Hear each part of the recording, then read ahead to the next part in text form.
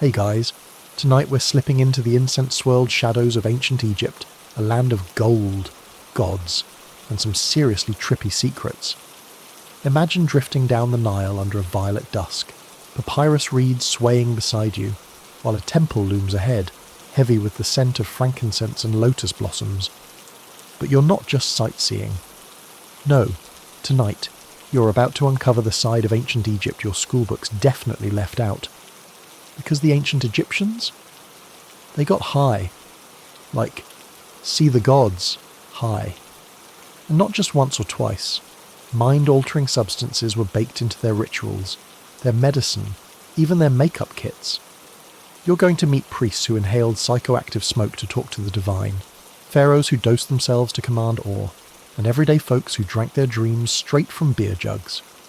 Some of what they did would make your local pharmacy blush, and your local rave look underdressed. And just a heads up, you probably won't survive this time travel trip without some serious sensory overload. So, before you get comfortable, take a moment to like the video and subscribe, but only if you genuinely enjoy what I do here. Drop your location and local time in the comments. I love seeing where everyone's tuning in from. Now, dim the lights, maybe turn on a fan for that soft background hum, and let's ease into tonight's journey together. You start with the pyramids, of course. Not the tourist ones with the camera flashes and metal railings, the original ones, still under construction, with limestone dust hanging in the air and oxen trudging past you. The workers are shirtless, covered in a sweaty sheen, and not exactly sober. Some chew on blue lotus petals as they haul stones. Others knock back thick beer, fermented to near psychedelic levels. The lines between pain relief and recreation blur here faster than you can say, Ra. Sevens. And what's that smell? Sweet and heady, like flowers steeped in honey.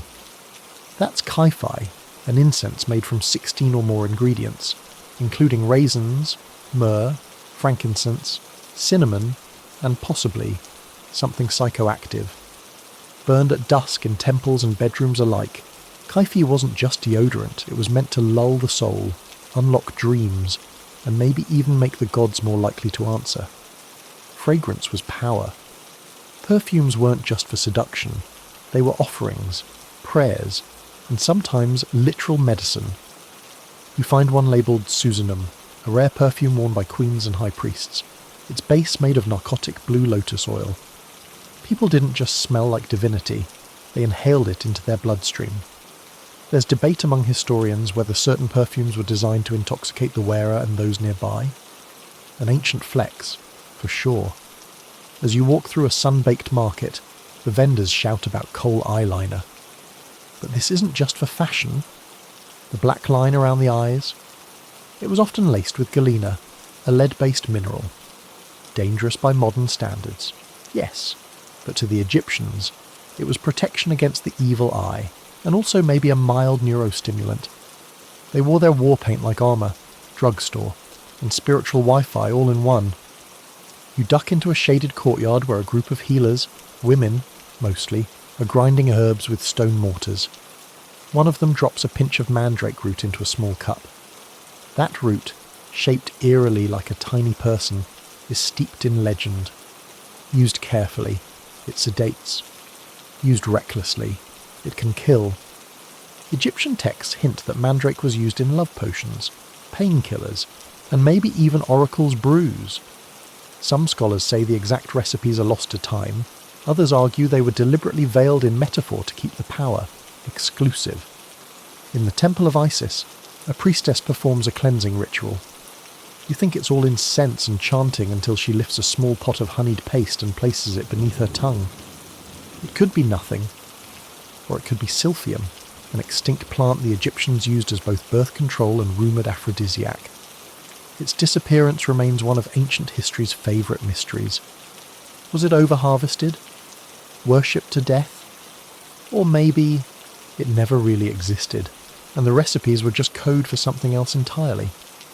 You start to realise the Egyptians didn't separate science, magic, and medicine. If something healed, it was blessed. If it made you see visions, it was divine. If it killed pain, it came from the gods. And sometimes, what they called healing, we'd call tripping. Take opium, found in jars marked with medical symbols and stored beside honey and barley. Did they know it caused addiction? Probably not. But they knew it softened grief, soothed fevers, and helped people speak with the departed. Some researchers think it played a role in funeral rituals, especially for the elite. An upper-class goodbye, wrapped in linen and lotus dreams. Then there's the curious matter of the Book of the Dead. You've seen the scrolls, bright with symbols, marching souls toward judgment. But buried within are spells that hint at altered states. Lines about seeing beyond the veil and unlocking the gates with flame and vapour. Scholars still argue whether these were metaphors for spiritual clarity or literal instructions for vision quests. Meanwhile, somewhere along the Nile, a mother rubs a strange balm on her baby's chest to soothe a cough. Inside, cannabis, wild thyme, and beeswax. All perfectly normal to her, an ancient vapour rub with psychoactive undertones. You begin to understand. There was no sharp line between medicine and mind-bending substance. To them, relief was relief, however it arrived. And just when you think you've catalogued every plant and potion, you spot a funerary statue holding a small, sealed jar. Inside, resins that test positive for psychoactive compounds that some archaeologists believe were meant to help the soul travel to the afterlife in comfort. Because let's face it, nobody wants to enter eternity stone-cold sober. The further you walk, the more the ancient world unravels into something you never expected. Behind the clean lines of hieroglyphs and statues lies a smoky, swirling history of potions, powders, and petals, each one designed to alter not just the body, but the very way the world looked, felt, even smelled. And you're just getting started. You're standing at the threshold of a temple now. Thick stone columns rise above you, carved with looping glyphs and worn fingerprints. The air is heavy with incense, sweet, sharp, smoky. You step inside. Light filters in from slits above, catching on gold leaf and curling smoke. It's not just for drama. What you're breathing might just get you closer to the gods, literally. This is the temple of Thoth, god of wisdom, writing, and very suspicious rituals. If anyone in ancient Egypt knew how to open the mind, it was the scribes and priesthood of Thoth. You walk past walls filled with spells and astrological calculations. They didn't just study stars, they timed rituals with lunar precision. And many of those rituals involved burning things, specific things. Priests here weren't tossing on just any wood and hoping for the best. They used mixtures of myrrh, frankincense, and cannabis resin. Yes, hashish, essentially. Heated in censers and braziers until it bloomed into a heady, room-filling fog. Visitors described the temples as dreamlike, trance-inducing. And that wasn't by accident. There's growing evidence that these incense cocktails were calculated to affect brain chemistry. Some Egyptian texts mention divine breath, or sacred smoke, phrases that today's researchers are starting to see as possible euphemisms for narcotic inhalation. Historians still argue whether these experiences were meant purely for ritual, or if they doubled as controlled, ceremonial highs. In the inner sanctum, only a few could enter, the high priests, the oracles, maybe the pharaoh himself. Imagine them in white linen robes, standing before a statue of Thoth, the smoke curling around them, eyes glazed with a distant kind of clarity. What exactly were they seeing? The veil between worlds? Or just the walls breathing? Now, over in one corner of the temple, a young priest kneels. He places a pinch of dried blue lotus flower into a bowl of warm wine and stirs. He drinks slowly, and then waits. This flower, Nymphea caerulea, is everywhere in Egyptian art. Held in hand, offered to gods, even placed between the fingers of mummies. But why? Modern science has tested the plant and found it contains a porphine, a compound with mild psychoactive properties. Nothing earth-shattering, but enough to affect mood, consciousness, and perception. Still, nobody agrees on just how strong the effect was. Some researchers believe the lotus wine produced euphoric calm, a spiritual sedation. Others think you'd need gallons to feel anything, and that maybe it was more symbolic than medicinal. But then you look again at the wall carvings, figures reclining, smiling, eyes half closed, blue petals falling around them. Symbolic? Maybe. But you know what you see? A sacred chill-out lounge. And it didn't stop with drinking.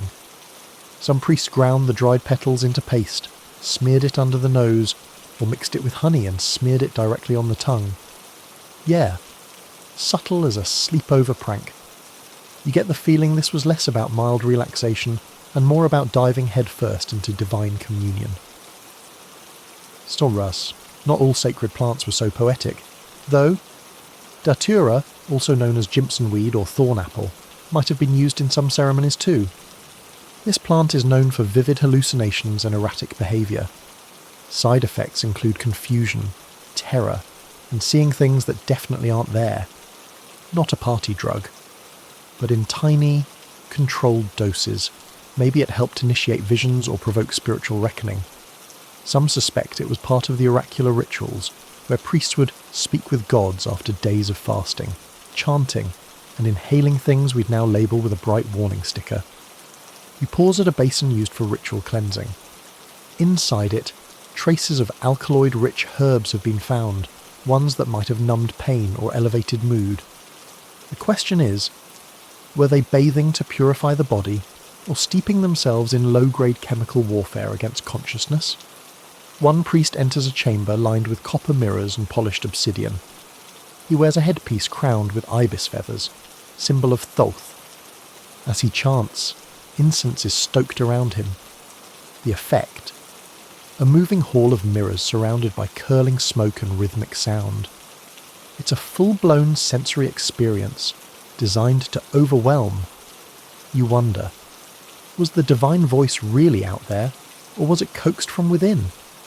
Now comes the fringe bit, the theory that's both fascinating and just shy of conspiracy. That Egyptian priests developed early forms of entheogenic technology. Not machines, but combinations of light, scent, sound, and chemical triggers meant to hack the brain's perception of time and self. Kind of like a prehistoric virtual reality headset, minus the charging cable. Some modern psychonauts argue this is proof of early psychedelic mastery. Academics? Let's just say they remain skeptical and argue whether these rituals had any measurable psychological effect at all. But even the skeptics can't ignore the architecture. The temples weren't just places. They were constructed like mazes for the soul. Narrow passageways that twisted toward ever smaller, darker chambers. Acoustic pockets that amplified low chanting. Light slits designed to align with the solstice, casting sudden beams that pierced the darkness at exactly the right moment. Spiritual design, yes, but also psychological choreography. It's easy to imagine the smoke, the chanting, the perfume, the geometry, and how it might feel like stepping into the afterlife before you've technically left. You head deeper, into the chamber where dreams were recorded. Papyrus scrolls filled with drawings of flying boats, serpents with wings, stars descending to earth. Are these metaphors? Prophecies? Or the psychedelic visions someone tried desperately to translate into flat images? Nobody's sure, but you're starting to notice a pattern. The deeper into the temple you go, the weirder it gets. More smoke, more symbols, more layers of reality folding in on themselves. You think about the priest you passed earlier, eyes glassy, smile quiet. He's not tripping in the modern sense. He's having a moment with the divine. Or maybe, just maybe, the divine was the trip. You're in the embalming chamber now. It's quiet. Too quiet. The kind of silence that creeps into your ears and stays there. Torches flicker, shadows dance across painted walls, and everything smells like pine, decay, and something sharp. Resin, probably. Or maybe something a bit more narcotic.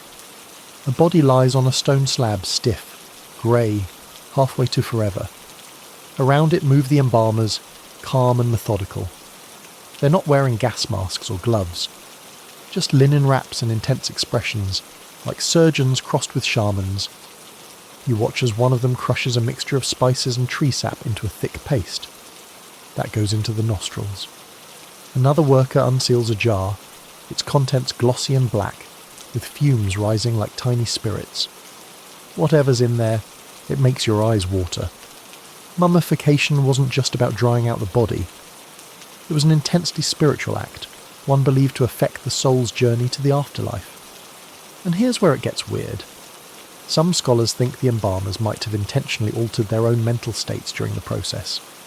Not to party, this wasn't a rave, but to connect.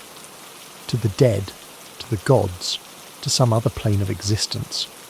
Some of the substances they used, like myrrh, cassia, and opoponax, release volatile compounds that, in enclosed spaces, can have psychoactive effects. Add cannabis resins, possibly opium traces, and you've got a chamber that might have doubled as a sensory deprivation trip, minus the floating pool. There's one record of an embalmer falling into a trance mid-process. No wounds, no poison, just vacant. 1,000-yard stare, mouth still murmuring something under his breath. Historians still argue whether this was a meditative technique, an accidental overdose, or some now-lost ceremonial method of crossing over temporarily to guide the spirit. And get this, embalmers weren't even allowed to live with other citizens. They were kept apart, in secluded guilds. That could have been social stigma, or it could have been because they regularly handled substances strong enough to shift perception, and maybe didn't come back entirely the same. Over in the corner, a young apprentice carefully places amulets between the wrappings. Each one has a specific spell, but some of them are made from plant paste, lotus, mandrake, cannabis, honey, and are meant to dissolve. To soak into the skin, the cloth, the tomb air. They weren't just spiritual GPS devices. They were delivery systems, medicine for the soul and maybe a little mind expansion for anyone spending too long in the sarcophagus room. And there's another secret nobody really talks about. The natron baths. That's the drying salt that preserved bodies. But sometimes, herbs were mixed into it. Not just for scent. There's one report of thyme, fennel, and even fermented grain being tossed in. It's unclear whether that was to keep insects away, or if someone was trying to create a chemical reaction strong enough to do something more metaphysical. The Book of the Dead speaks of sacred journeys during preparation. Not metaphorical ones, actual journeys, undertaken by priests while in ritual states. The goal? To guide the deceased through the duat, the underworld. Some think these journeys were guided meditations. Others believe psychoactive substances were part of the toolkit. You notice a tiny jar on a high shelf, still sealed with wax. Inside, a dark red gum, possibly extracted from the storax tree. In concentrated form, storax can cause light euphoria and altered sensation. Was it a sedative? A balm for grief? Or something stronger? Here's the wild bit. Ancient graffiti has been found in some embalming workshops, crudely etched phrases like, "the eye opens," or "the two lands become one." Poetic? Probably. Drug-fueled rambling? Maybe. Either way, it suggests these rooms weren't all solemn silence. There may have been ecstatic experiences happening behind these stone doors. Now lean in. There's a fringe theory that embalming wasn't just about the dead. Some believe high-ranking priests underwent partial embalming, liav, not the mummification part, but the preparation. Drinking certain infusions, fasting, applying the same aromatic unguents to their skin, entering darkness for days. A kind of mock death, followed by rebirth. Sounds extreme, but ancient texts reference those who have died but live again, in vague, mystical terms. Could this have been a drug-assisted vision quest? A ritualized near-death experience? Historians don't agree. But the ingredients are there: resins, opiates, isolation, chanting, and sensory overload. You watch as the body on the slab is finally wrapped, sealed, and placed in a temporary sarcophagus. The room quiets. One priest pours a final libation, probably beer or wine, maybe laced with lotus. He murmurs a prayer. The air is thick, not just emotionally, chemically. You feel it in your lungs, and you can't help but wonder, if you'd stood here long enough, breathing this air, would you start to see something? The dead stirring? A voice from the gods? A hallway of stars leading out of this world and into the next? Either way, the ancient Egyptians weren't messing around. For them, death wasn't a cut-off, it was a transition. And the embalming chamber? It might have been the bridge, not just for the dead, but for the living. You step out of the embalming chamber still dizzy from the scents, your nose coated with layers of sweet rot and sacred smoke. But there's no break. Someone tugs you down a side alley, past a vendor selling dried figs and goat cheese, into a narrow mud brick house with blue shutters. Inside? A different kind of ritual.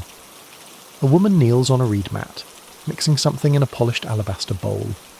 She adds a pinch of ochre, a splash of vinegar, and a blob of thick black eyeliner paste. Kohl. But this isn't for her eyes. It's going straight into her mouth. Welcome to ancient Egypt's multi-purpose drugstore, where anything could be medicine, or magic, or both. And as you're about to find out, the ancient Egyptians didn't just swallow or sip their remedies, they sniffed them, smeared them, and sometimes, well, things got intimate. Let's start with that kohl. You know it best as dramatic eye makeup, and sure, it looked incredible under the desert sun. But it was more than style, it was strategy. That paste often contained galena, lead sulfide, which absorbed sunlight, reduced glare, and may have had mild antibacterial properties. But it also might have stimulated nitric oxide production in the skin, a vasodilator that some believe had mood-altering effects. So yes, your eyeliner could have doubled as your anxiety relief. But wait, there's more.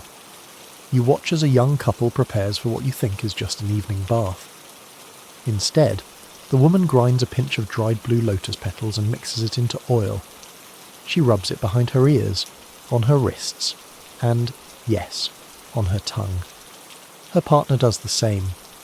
This wasn't cologne. It was a pre-game ritual for romance, spiritual union, or something far groovier. Lotus oil was known to loosen the limbs and awaken the heart. If that's not code for sensual euphoria, I don't know what is. Next door, someone's snorting a line of powdered something. Not cocaine, try dried frankincense resin. Weird, right? But some records suggest this aromatic gum, when ground and inhaled, had mild stimulant effects. Kind of like an ancient espresso shot, with a side of divine protection. There's a shelf of honey pots, each one sealed with wax. But they're not just sweet treats. Inside are garlic cloves, cannabis seeds, and powdered mandrake root, preserved in honey and taken as pills, or smeared into cuts, or inserted where the sun doesn't shine. Seriously. Rectal suppositories were not only a thing, but a favoured delivery method for painkillers, contraceptives, and even mood stabilizers. Crocodile dung was one such ingredient. Yeah, you heard right. Mixed with natron and honey, it formed a sort of pessary used as a protection spell against pregnancy. Was it effective? Historians still argue. Probably not. But symbolically, powerfully disgusting. Here's the thing. The Egyptians didn't see the body as separate from the spirit. So applying a balm to your chest wasn't just about clearing congestion. It was opening your heart chakra, inviting Ma'at, cosmic order, into your lungs. Sniffing something sharp wasn't waking up, it was summoning divine awareness. And then there's the breath work. You see an old man blow smoke from a small clay pipe into a child's ears. It's part of a healing ritual, meant to cast out fever demons. The smoke? A blend of acacia bark and myrrh. Acacia, by the way, contains dimethyltryptamine. Yes, that DMT. in small doses, probably not enough to trigger full-blown visions. But concentrated? Heated? It could have packed a surprising punch. Let's talk fringe for a second.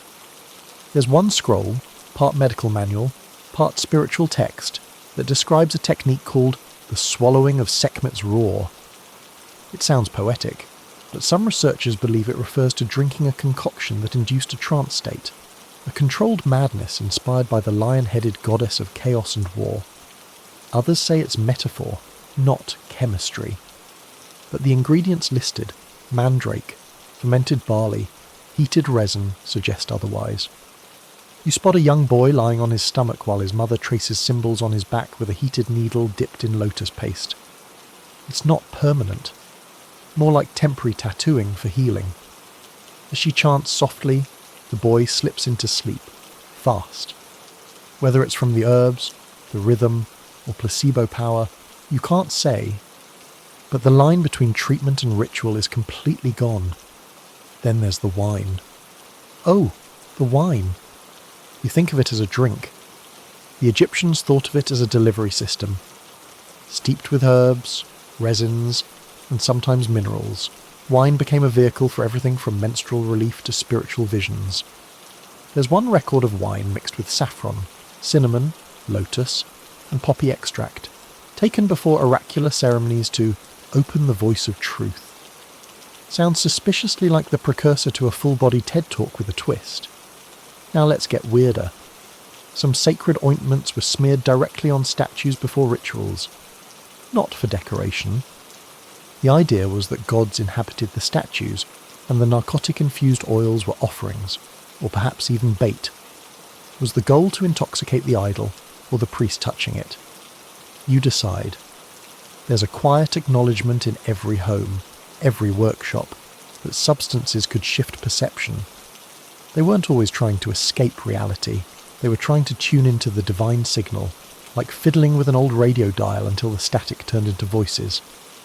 You end the evening seated beside a herbalist named Sinette. She crushes lotus, cardamom, and a dash of dried henbane into a paste. She offers it to you on the tip of a reed. You hesitate, but take it. It's sweet, bitter, floral, burning. Your mouth tingles. A minute later, everything feels a little slower, softer. The candlelight flickers just a bit more dramatically. Is it working? Or is it just suggestion? Doesn't matter. You feel something ancient open inside your chest. An echo, a shimmer. This isn't medicine. It's memory. And you realise the Egyptians didn't just want to live well. They wanted to feel the full spectrum of existence. Body, mind, and soul. And they weren't afraid to get a little weird to get there. It's morning now, or whatever counts for morning in this timeless haze of incense and desert light. You shuffle along a sun-drenched courtyard, eyes still adjusting after that blue lotus buzz. And just when you think things might calm down, a healer thrusts a glob of sticky brown goo into your hand. You eat, she says flatly. Very good for life. Sevens. You don't ask what's in it. You should have. This is medicine, Egyptian style. Honey, animal fat, frankincense, cumin, mouldy bread, and, wait for it, crocodile dung. That last bit? It's not a prank. It's part of a legit ancient medical recipe, one of many that push the line between brilliant and batshit. You choke it down. The taste is indescribable, somewhere between spicy jam and old feet.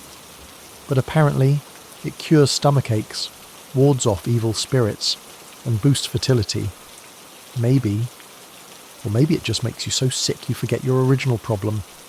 This wasn't a one-off. Ancient Egyptian medicine was loaded with ingredients that, to modern minds, sound like punishment. Lizard blood, crushed beetles, ground ivory, human hair, even menstrual blood in some rare texts. And dung, from crocodile, donkey, or even hippo, shows up more often than you'd think. Why? Historians still argue whether these were symbolic, antibacterial, or just desperate guesses that stuck. But it wasn't all horror. Egyptian healers were shockingly advanced. They knew how to suture wounds, set bones, treat cataracts, and drain abscesses. They catalogued over 700 remedies in the Ebers Papyrus, one of the oldest medical texts in the world. But mixed in with real surgical notes are instructions like boil acacia in milk and apply to forehead to chase away bad dreams. That one? Probably did something. Acacia bark contains DMT precursors. Nightmares be gone, or really get going. You duck into a modest apothecary, walls lined with jars labelled in faded hieratic script. You recognise a few ingredients. Myrrh, cassia, coriander, carob, opium poppy. Others a stranger. A bowl of dried lizard tongues. A lump of tar-like resin that smells like burnt caramel. A bundle of yellowing reeds tied with a red string, rumoured to cure demonic affliction. Whatever that means. On the counter sits a tray of honey balls, small, smooth, and wax-coated. Mystery pills, you hear someone mutter. The recipes are lost, but residue tests on tomb jars suggest these spheres sometimes held cannabis, lotus extract, and even small amounts of lead oxide. That last one? Not so great. But again, the goal wasn't just healing, it was altering, elevating, preparing for dreams, visions, and godly whisperings. A fringe theory claims these pills were microdosed, taken over time to maintain a mild, constant euphoria or state of divine alertness. Kind of like sipping espresso with a splash of enlightenment. Others say the pills were ceremonial, taken during specific lunar phases, fertility rites, or initiations. Now you find yourself in the company of a midwife. She's preparing a salve for childbirth. Olive oil, honey, and something that smells distinctly like cloves and poppy latex. Yes, opium. The Egyptians weren't naive. They knew it killed pain, and they used it. Carefully.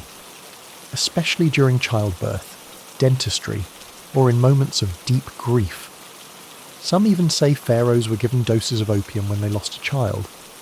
Not to numb emotion, but to open the gates of divine understanding. Whether it worked or not, let's just say nobody was giving TED Talks afterward. You step into a back room where a scribe is copying down recipes. The parchment lists one cure for insomnia. Boil willow bark in beer, mix with honey and smear upon the tongue. Sound familiar? Willow bark contains salicin, the chemical cousin of aspirin. These people weren't guessing, they were experimenting, and occasionally stumbling into discoveries we wouldn't officially recognise until thousands of years later. But then you see a weirder entry. To forget a lover, burn 3 feathers, drink the ash in wine. Is that medical? Magical?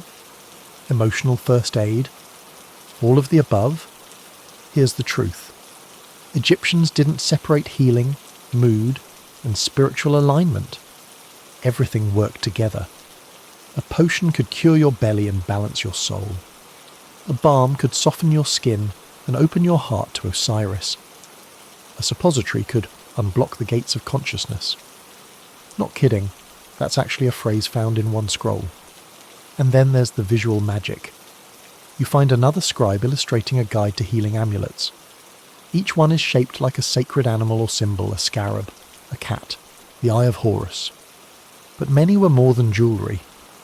Some were soaked in herbal oils before being worn or carried. The idea? The charm wasn't just symbolic, it was literally infused with healing energy. Imagine walking around with a wearable diffuser, but ancient and a little more hex-proof. The line between healer and magician gets blurrier the more you look. You hear a chant from the alley and peek out. A healer is spitting wine onto someone's feet while holding a live eel. That's an exorcism, apparently, or a treatment for gout, depending on who you ask. And we haven't even touched on dream salves yet.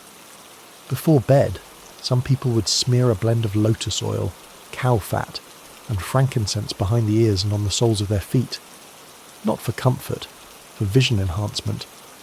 They believed it would draw divine dreams, or even allow temporary communication with dead relatives. Was it placebo? Hallucination? Some kind of lucid dreaming hack? Modern dreamers and fringe theorists argue it's a lost science. But the Egyptians understood dream-triggering chemistry we're only just rediscovering. You fall asleep on a reed mat with your brain buzzing, skin tingling from the salve. And you think, as the shadows melt into stars above the courtyard, this wasn't medicine the way we know it. It was something deeper, messier, braver, and maybe, in a way, a little bit wiser. You're summoned at dawn, not by rooster, but by the low boom of a temple drum. The sound vibrates in your ribs, earthy and slow, like it's pulling your soul forward. You follow it through winding alleys until you reach a tall gate flanked by painted statues. This isn't the house of a pharaoh or healer. This is the residence of a high priest, and not just any priest. One of the select few considered close enough to the divine to see the gods, not just pray to them. And how did they get there? Let's just say, elevation wasn't only spiritual. You slip past woven curtains into a chamber lined with papyri and incense braziers. The floor is clean sand, raked into perfect spirals. The priest stands at the centre, arms raised, eyes glassy. He doesn't see you. He's already somewhere else. Here's the thing, being a high priest wasn't just about memorizing rituals. It was about access. Not just to temple secrets, but to the best drugs in the land. Wine steeped with mandrake, blue lotus syrup drizzled into honey cakes, hashish resins rolled into sacred offerings. These men were walking pharmacies. A servant offers you a sip of dark, syrupy wine from a ceramic cup shaped like a lion's head. It's warm and floral, with a bitter edge. You instantly feel your pulse slow.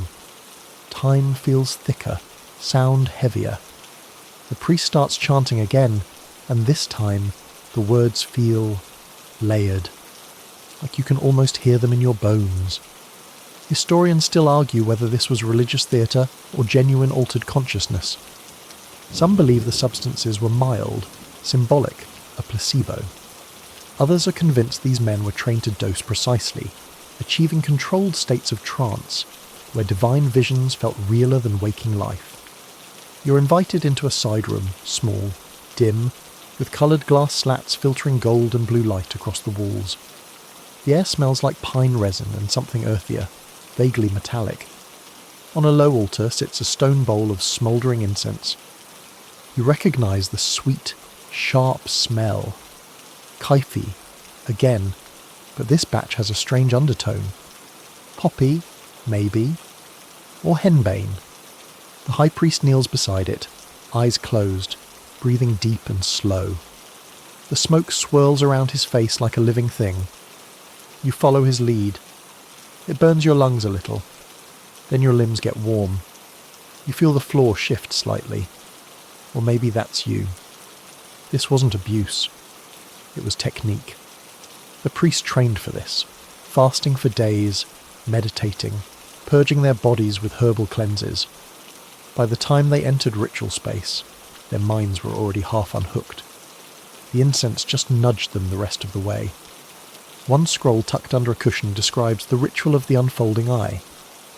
It instructs the reader to consume a mixture of crushed myrrh, mandrake root, and fermented pomegranate wine. The purpose? To pierce the veil and see the flame beings who walk behind all things. Sounds like an ayahuasca session with a better wardrobe. Fringe theorists eat this stuff up. Some argue the Egyptian priesthood were proto-psychonauts, mapping consciousness through years of ritual, chemistry, and architecture. They point to temple designs that resemble neural pathways, sound chambers tuned to brainwave frequencies, even murals that resemble DMT fractals. Is it proof? Or projection? Scholars still debate it furiously. You notice the priest's fingers twitching in a precise pattern. It's not random. It's a mudra, a symbolic gesture, like sacred sign language. Some believe these were designed to shape the trance, guiding thoughts, stabilizing the vision.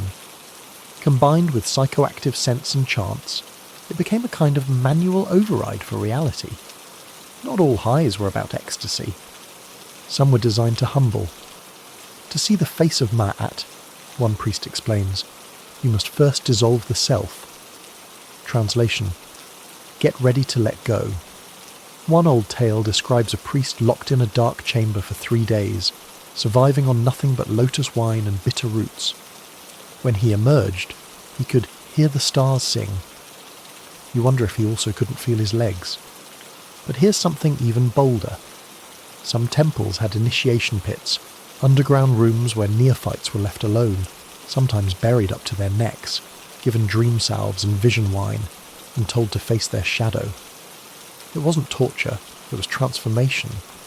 Lose the ego, see the divine, or lose your mind, depending on the batch.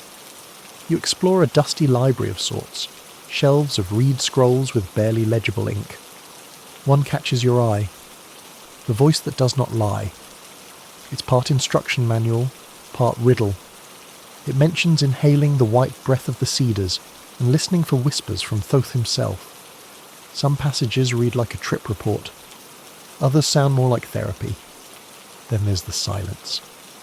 The high priest often spent hours, even days, in enforced silence after a ritual trip. Not just to recover, but to listen. They believed the divine answers didn't shout. They whispered, inside dreams, behind language, beneath thought. Outside the chamber, the sun is high now, beating down on limestone tiles. You blink, eyes still adjusting. The priest finally looks at you. His eyes are bloodshot, yes, but calm, rooted, like someone who just returned from a place you'll never visit, but who isn't afraid anymore. He hands you a tiny bundle wrapped in linen. Inside is a dried petal, a pinch of powder, and a carved symbol. For insight, he murmurs. You're not sure what to do with it. Maybe that's the point. In the world of the high priests, knowledge wasn't memorized, it was felt. Wisdom wasn't passed down, it was entered. And sometimes, to see the truth of the universe, you had to go so deep inside yourself that the lines blurred. Between mind and spirit, between sacred and strange, between waking and whatever came next. The Nile sparkles under the late afternoon sun as you step onto a wide barge carved with lotus patterns and painted gold at the prow. Musicians are already playing, flutes, lyres, and those deep hand drums that seem to sync with your heartbeat. This isn't a funeral procession or a holy ritual. This is a party, and the pharaoh is throwing it. You've heard about Egyptian festivals, big, colourful, perfumed affairs. But this is full-on luxury hedonism, ancient style. Gilded goblets clink, perfume clouds hang over silk canopies, and everywhere you turn, there's wine, music, laughter, and a few things you really didn't expect. Let's start with the food. Tables groan with roasted goose, figs stuffed with honey and nuts, and something called lotus bread.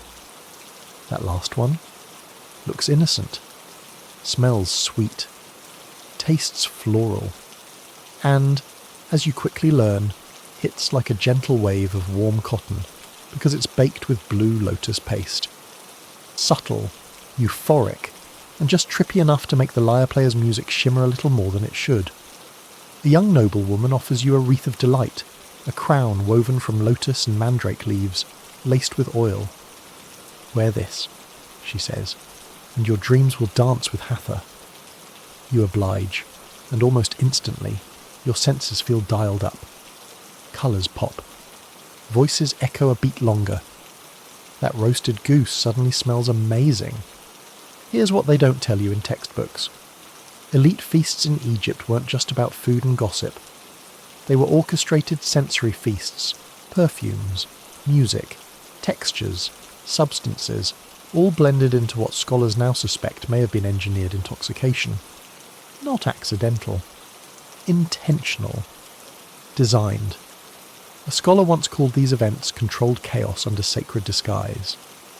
Historians still argue whether the psychoactive ingredients were truly widespread or reserved for the ultra-elite.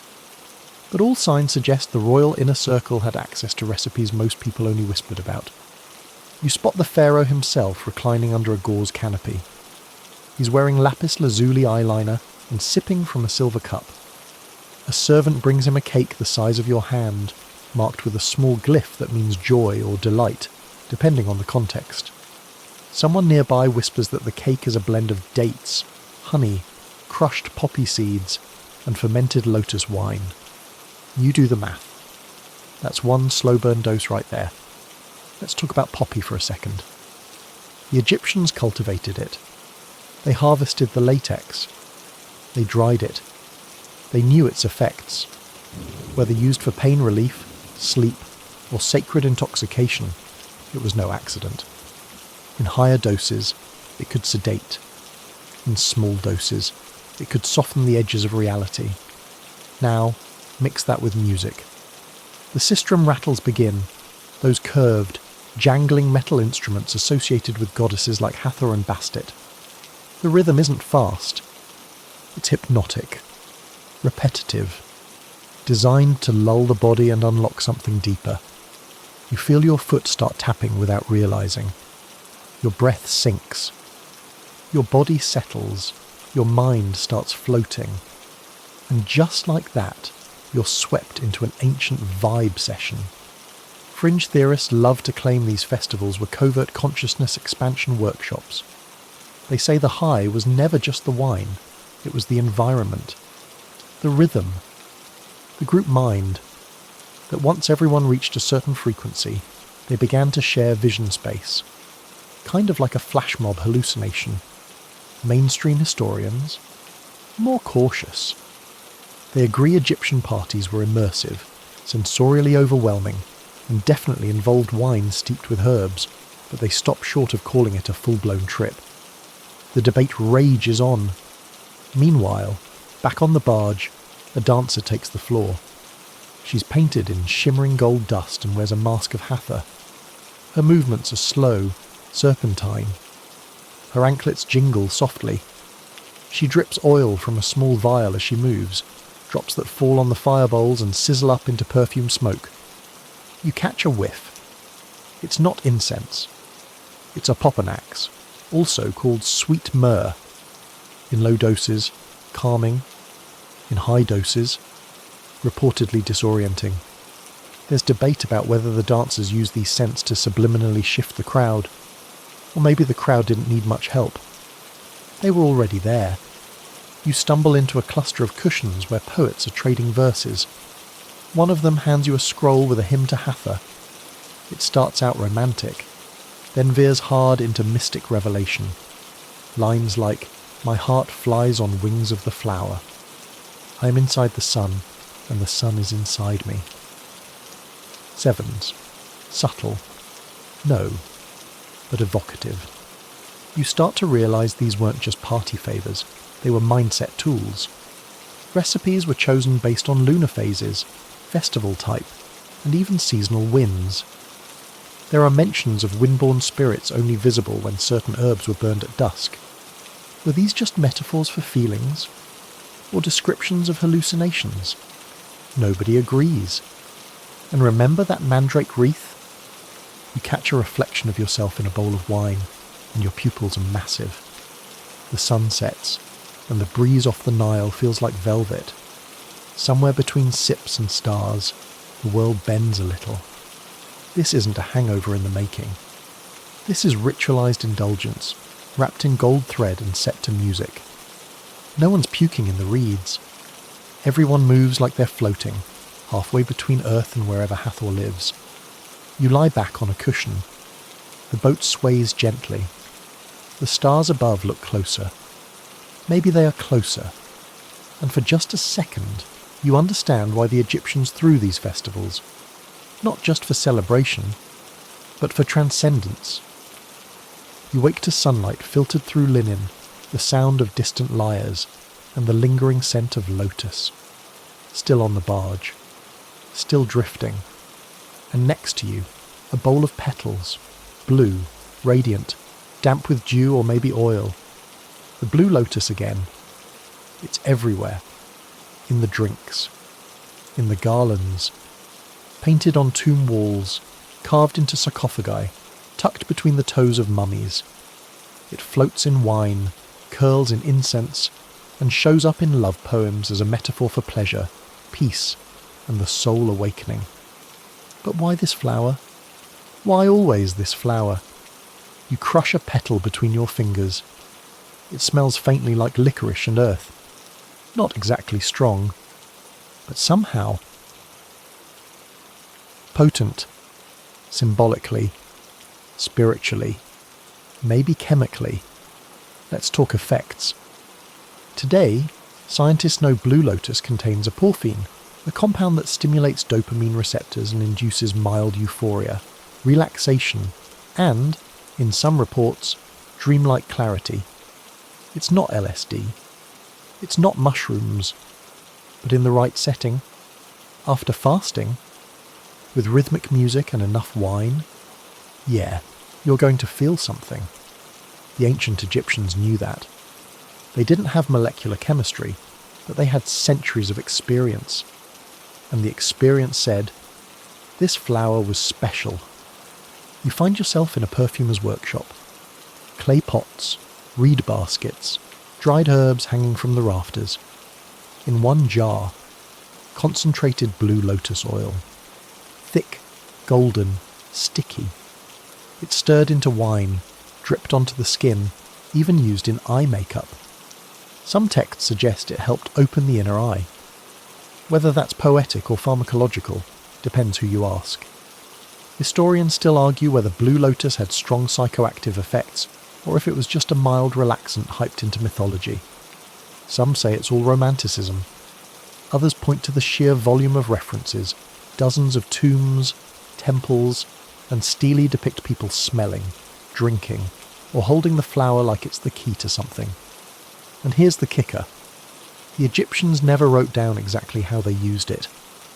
Recipes are vague, doses unlisted, as if the knowledge was meant to be felt, not explained. You duck into a temple of Hathor, where priestesses in flowing robes prepare a ritual bath. Blue lotus petals float on the surface, along with frankincense, cinnamon, and what smells like orange rind. You dip a hand in, warm, fragrant, intoxicating. This wasn't just skincare. It was spiritual marination. There's an inscription above the basin. The flower opens when the light enters the eye. Which eye?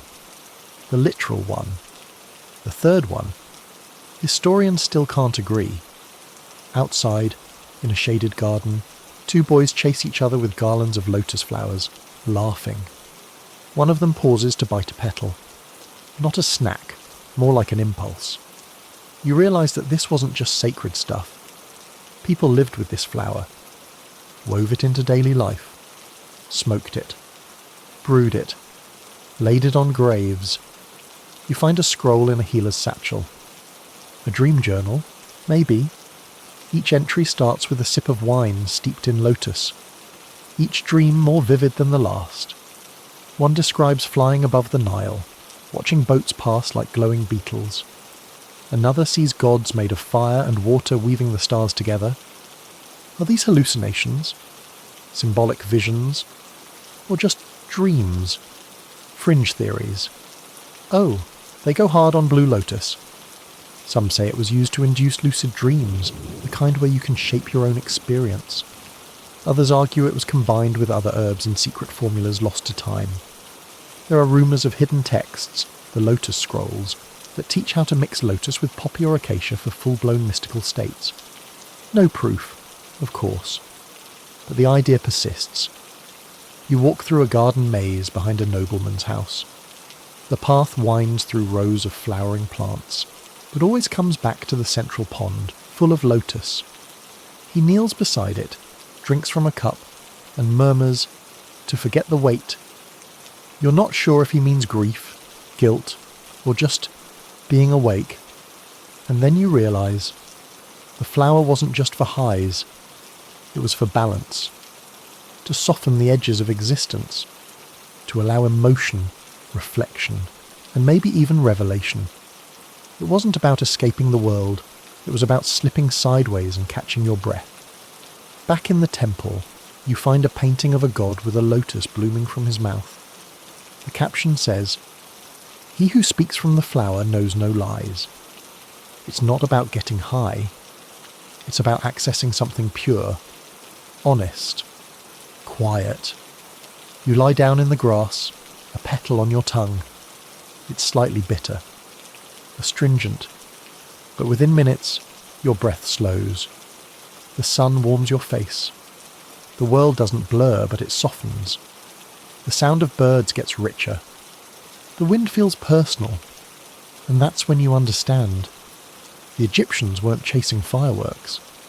They were chasing tuning, alignment, connection to something deeper, older, just beneath the surface of everything. That's why the blue lotus mattered. Not because it was powerful, but because it was gentle. And in a world full of chaos, war, sandstorms, and snake gods, sometimes gentle was the most sacred thing of all. You walk into a building that looks like a temple but smells like a pharmacy, a house of life. Don't let the name fool you. This was more than a hospital, more than a school. It was an ancient Egyptian data center, spiritual hotline, and biochemical playground all rolled into one. Inside, shelves line the walls, each one stacked with jars, pouches, scrolls, and baskets.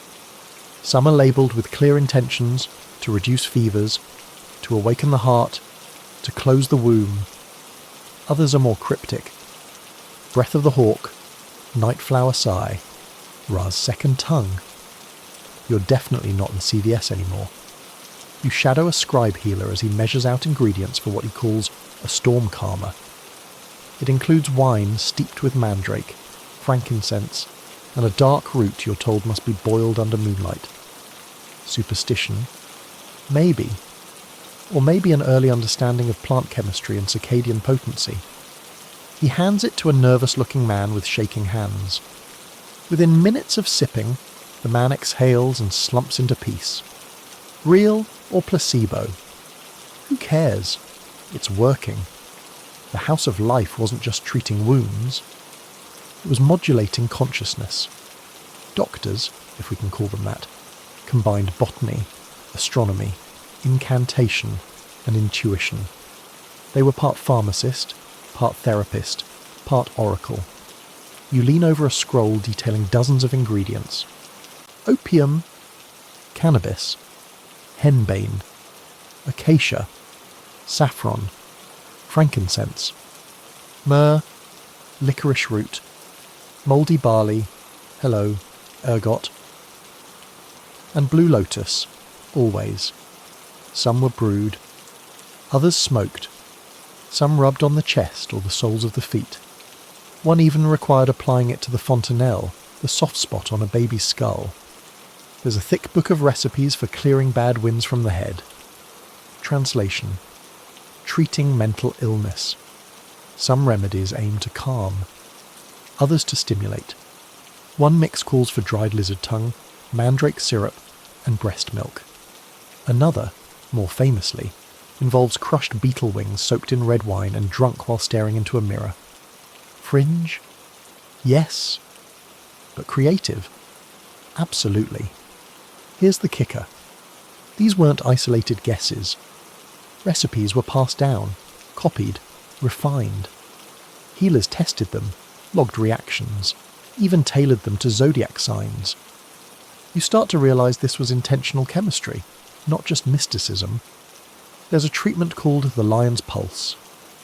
It combines ground poppy latex, burned frankincense, and a crushed amulet soaked in date wine. The patient is told to lie still and count backward from the stars. A dream state cure, maybe, or a low-tech sedation trip. Either way, you're dying to try it. A healer proudly shows you his spice drawer. He explains how combining sandalwood with cinnamon and galbanum incense makes patients more open to suggestion, hypnosis, coercion, ritual therapy. Historians still argue whether these effects were psychological or chemical, or if the Egyptians cared about the difference. Here's something wild. Acacia appears in dozens of these treatments. Its bark contains precursors to DMT. In small amounts, probably harmless, but concentrated, heated, mixed with wine or resins. You've got a candidate for visions, if not full-on mystical fireworks. You follow a patient into a dark room filled with hanging plants. A soft drum beat plays in the background. He's offered a tincture of poppy and lotus in pomegranate juice. A priest whispers in his ear. See the door open. He drinks. The shadows stretch. You can feel the room change. The theory goes like this. The House of Life didn't just fix your body.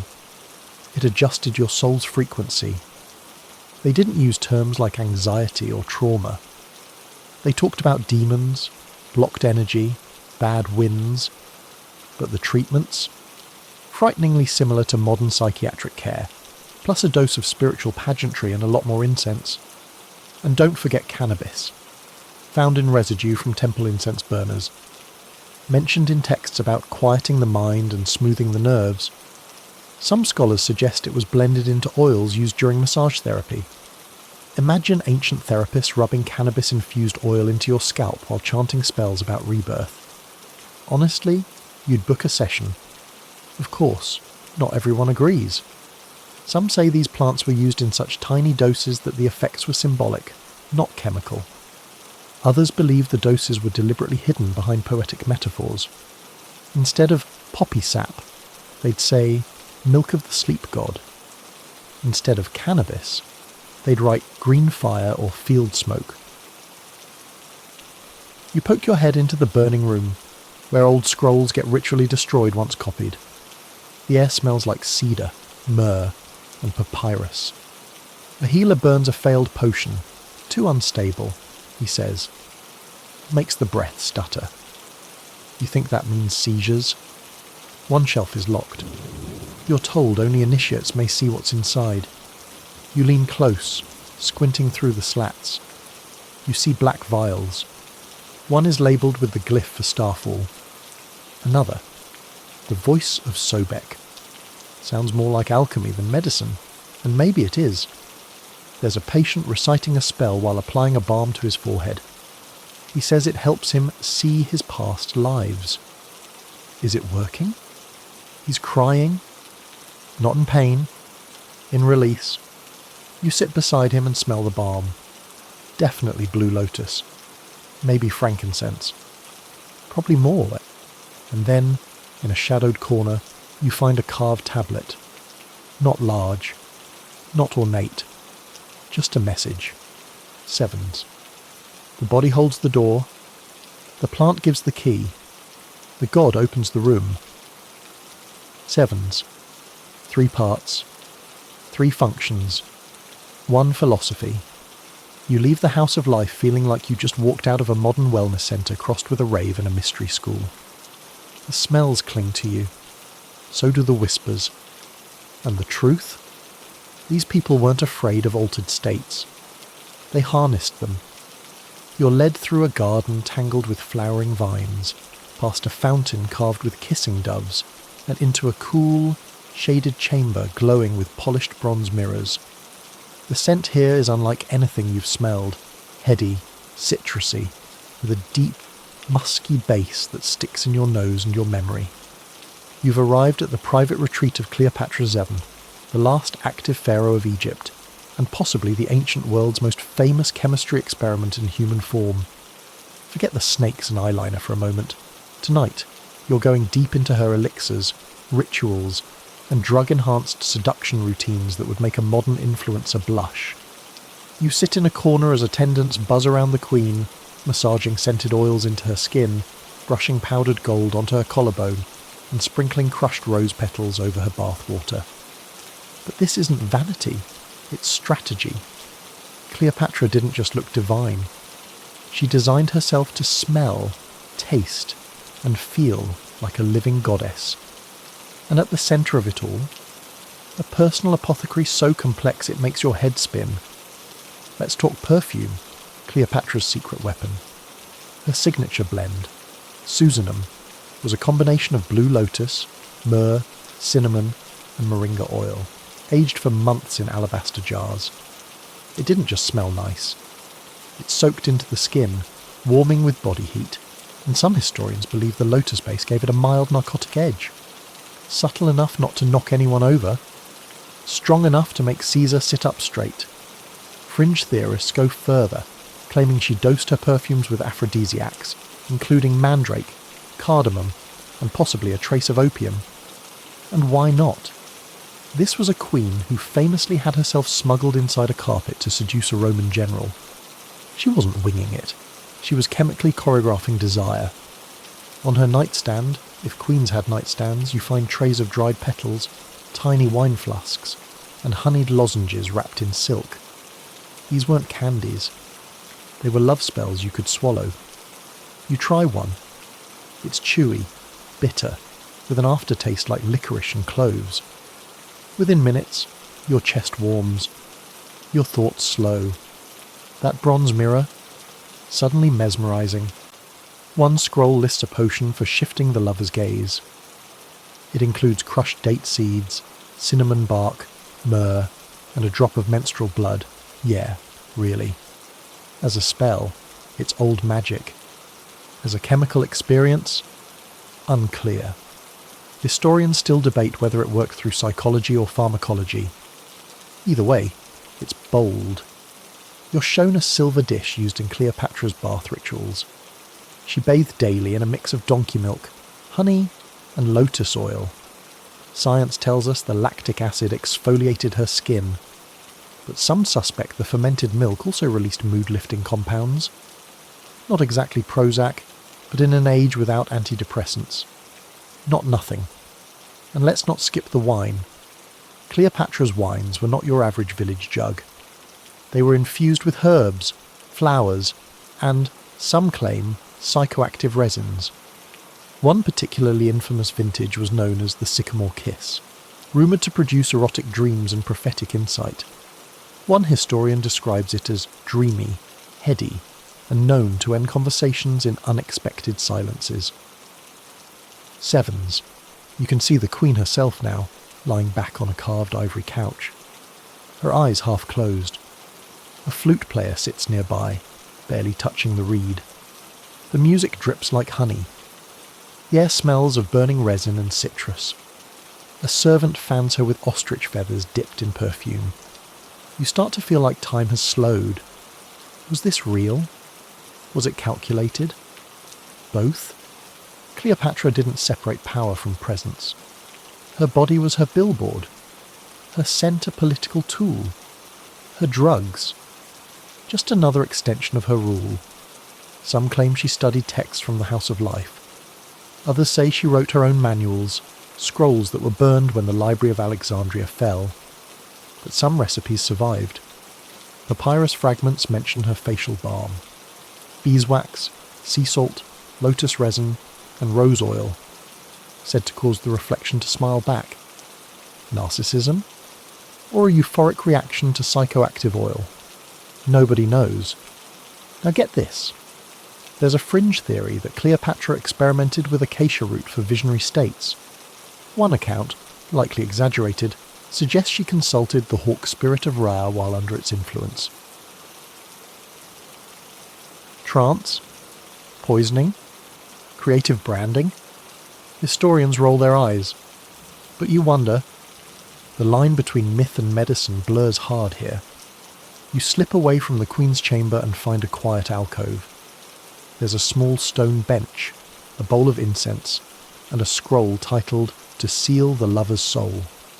You read it aloud, just for fun. Immediately, the flame flickers sideways. Coincidence? Or chemistry? You lean back, dizzy from scent and story, and you realise Cleopatra wasn't just beautiful, powerful, or smart. She was deliberate. She didn't wait for magic. She wore it, bathed in it, inhaled it, poured it into goblets and slipped it beneath tongues. Every scent, every sip, every salve, part of a larger design to bend perception, to leave no boundary between human and divine. And if the world couldn't handle it, too bad. The rattle reaches you before you even open your eyes, a dry, metallic chi-chi-chi sound that hits something ancient in your chest. It's not loud, not aggressive, but it grabs hold of your spine and pulls. That's the sistrum, the sacred rattle of Egypt. You follow its echo into a courtyard glowing with early morning light. Priestesses of Hathor dance slowly in white linen, the sistrum raised in one hand, the other tracing spirals in the air. Their feet barely touch the ground. You feel like you've stepped into a frequency, not a place. And you're about to learn this wasn't just music. It was hypnosis.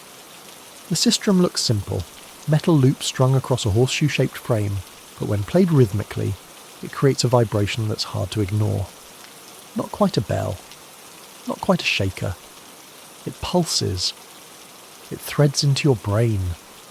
The Egyptians believed the sistrum could soothe the gods, wake dormant energy, and banish chaos. But modern researchers, they suspect something else entirely. Entrainment. That is, the brain's tendency to sync with rhythmic patterns, especially repetitive, high-frequency sound. Essentially, a neurological override. You sit near the dancers and close your eyes. The rattle starts slow, then builds, then locks in. You feel it behind your eyes, buzzing like a soft alarm clock that forgot to turn off. Your thoughts slow. Breathing deepens. You're not asleep, but you're not all the way here either. A priest kneels beside you and whispers, "Don't resist. Let the sound carry you." Sevens. There's debate about whether the Egyptians understood what we'd call brainwave states, alpha, theta, delta. Probably not in those terms. But they knew that rhythm changed consciousness, that certain patterns led to trance, to clarity, to visions, and that's where the sistrum came in. Not as a noisemaker, but as a neurological tuning fork. You watch as one priestess waves the sistrum over a reclining patient's body, slowly moving from head to foot. This isn't a performance. It's a healing. No touch. No words. Just vibration. After 5 minutes, the patient opens his eyes, calm, unfocused, like he just woke from a lucid dream. Sound therapy? Primitive EEG hacking? Historians still argue. Some say it was just symbolic, a musical prayer. Others point to studies showing repetitive percussive sound can trigger light dissociation. Translation. That floating feeling you get when sound becomes space. There's an older woman teaching 2 children to play the sistrum in perfect rhythm. She claps her hands between beats, demanding focus. One of the children's eyes start to glaze a little. You realise you're watching a training session in trance induction. Not just drumming lessons. Mind control, ancient style. And then comes the scent, sweet, peppery, almost vinegary, from a nearby bowl of burning resin. Styrax, mixed with myrrh and cedar. The priestess playing the sistrum walks through the smoke, inhaling deeply before shaking again. The sound shifts. It's subtle, slower, deeper, more inside. Here's where it gets weirder. One scroll you find mentions the opening of the mind through the voice of metal. It describes the sistrum as a tool for releasing knots in the shadow soul. Another source says the sound was used in interrogation to disorient or loosen tongues during sensitive talks. Espionage via rattle? Fringe theory, sure, but tempting. You're invited to sit in a ritual circle. You're handed your own sistrum. It feels weird at first, clumsy, like shaking a toy. But as you find the rhythm, the world dulls around the edges. Each shake becomes a breath. Each breath, a beat. Each beat, a tunnel. You feel your fingers buzzing, your thoughts narrowing. This isn't music. This is alteration. One of the dancers begins chanting. A slow, looping phrase in Middle Egyptian. You don't understand the words, but the rhythm grabs you. and with it, something slips. A thought you didn't know you had drops out.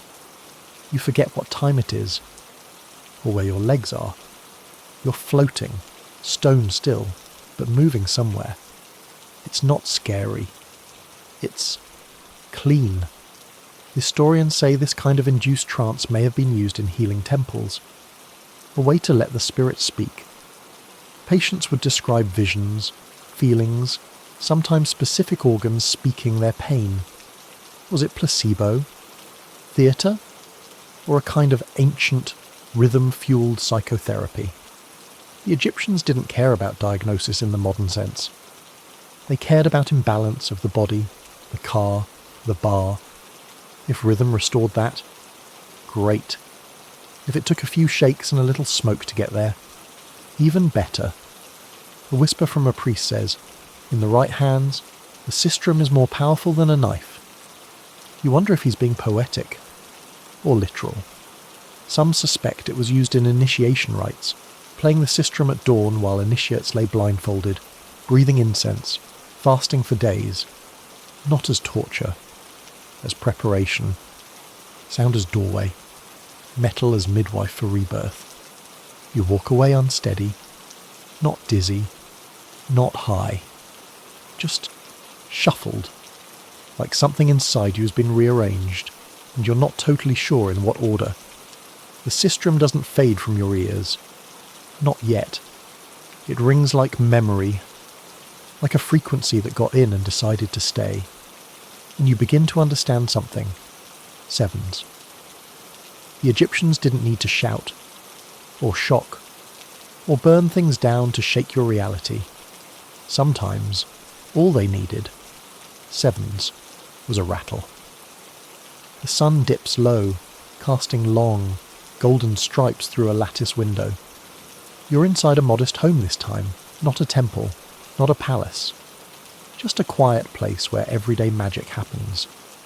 On the table in front of you, tiny clay pots, carved amulets, a bowl of oil, and a strip of linen covered in faint, scribbled spells. You're here to witness one of the most overlooked, most intimate rituals in all of ancient Egypt. The merging of spells, amulets, and narcotic oils into one quiet force that shaped daily life more than any crown or pyramid ever did. An old woman with long silver hair leans over a bowl, grinding herbs with a carved pestle. She hums softly, a lullaby, a prayer, maybe both. You ask what she's making. For the heart, she says, and the dreams. Sevens. She lifts a pot of oil, thick, golden, glinting with flecks of powdered resin, and adds a handful of dried blue lotus petals. Then something else. A soft clump of mandrake root, carved into the shape of a tiny person. She murmurs the name of Hathor under her breath. This isn't medicine. This is protection. You look around. Hanging above the threshold is a carved eye of Horus, darkened with age. It's coated with oil. You touch it. Your fingers tingle slightly. She catches your glance. It sees bad things before they happen, she says. But it sees better with the oil. Sevens, turns out. Many Egyptian amulets weren't just symbolic. They were interactive, regularly anointed with herbal blends designed to enhance their power, awaken the symbol, or just keep the vibe tuned. Kind of like charging a crystal, except with cannabis resin and chants in Middle Egyptian. Some of these oils were narcotic, not just to protect the amulet, but to affect the wearer. One scroll describes an amulet of protection for warriors that must be soaked in oil made from cannabis, myrrh, and goose fat. The idea? Strap it to your chest before battle. You won't feel fear, or much of anything. One teenager leans over and rubs oil onto his amulet, then smears a little under his nose. His eyes flutter. For calm, he says. You flip through a household spell book, a tattered papyrus full of everyday instructions. How to cure a fever, banish a nightmare, attract a lover, keep scorpions from your bed. But next to each spell, a scent. a plant, a note like burn with incense of shadowed cedar, or speak with honey and lotus oil on the tongue. 7s. That's the twist. These weren't just spells. They were recipes for altered state activation. You didn't just speak magic, you inhaled it, wore it, became it. There's one particular blend described as oil for clarity before judgment. Ingredients: blue lotus, galbanum, crushed red carnelian, yes, the stone, and a drop of fig sap. Rubbed on the temples before speaking to a high official or praying at the shrine. Was it literal clarity? Or emotional armour? Historians still argue whether these oils had measurable effects. Some dismiss them as perfume. Others think we're underestimating the cumulative power of these rituals. A little lotus oil, a little mandrake, an incantation timed with the moon. You might not trip, but your reality will tilt, just enough to feel the gods watching. Let's get weirder. One home altar shows signs of wear, faint scorch marks from incense, a soot line along the back wall. In front of it, a small stone cat figurine. Bastet, goddess of protection. There's oil smeared under her eyes. When asked why, the homeowner says, so she sees clearly. That oil smells like cannabis and pine. Not traditional ingredients, but maybe not accidental. You learn of a ritual for soothing a screaming child. It involves tying an amulet carved from carob wood around the child's neck, then massaging their feet with poppy seed oil while chanting a phrase involving the god Bez. It sounds like childcare, but it also sounds suspiciously like microdosing opium via baby massage. Some fringe theorists have taken it a step further. They argue that ancient Egyptians practiced early forms of olfactory programming, associating specific scents with spiritual states, then anchoring those states with repeated ritual until just the scent itself triggered transformation. Sounds like New Age psychobabble until you remember. We do this all the time. With music. With cologne. With the smell of someone you loved. You find a bundle of linen strips in a basket, each one embroidered with glyphs. They're prayer ties. But before use, they're soaked in oil, often spiked with blue lotus or saffron. You're told that burning one while praying could bring on visions. Or at least, dreams worth remembering. In one corner, a girl whispers into her amulet, then rubs it against her chest. It's shaped like a scarab. Her mother warns her not to use too much oil.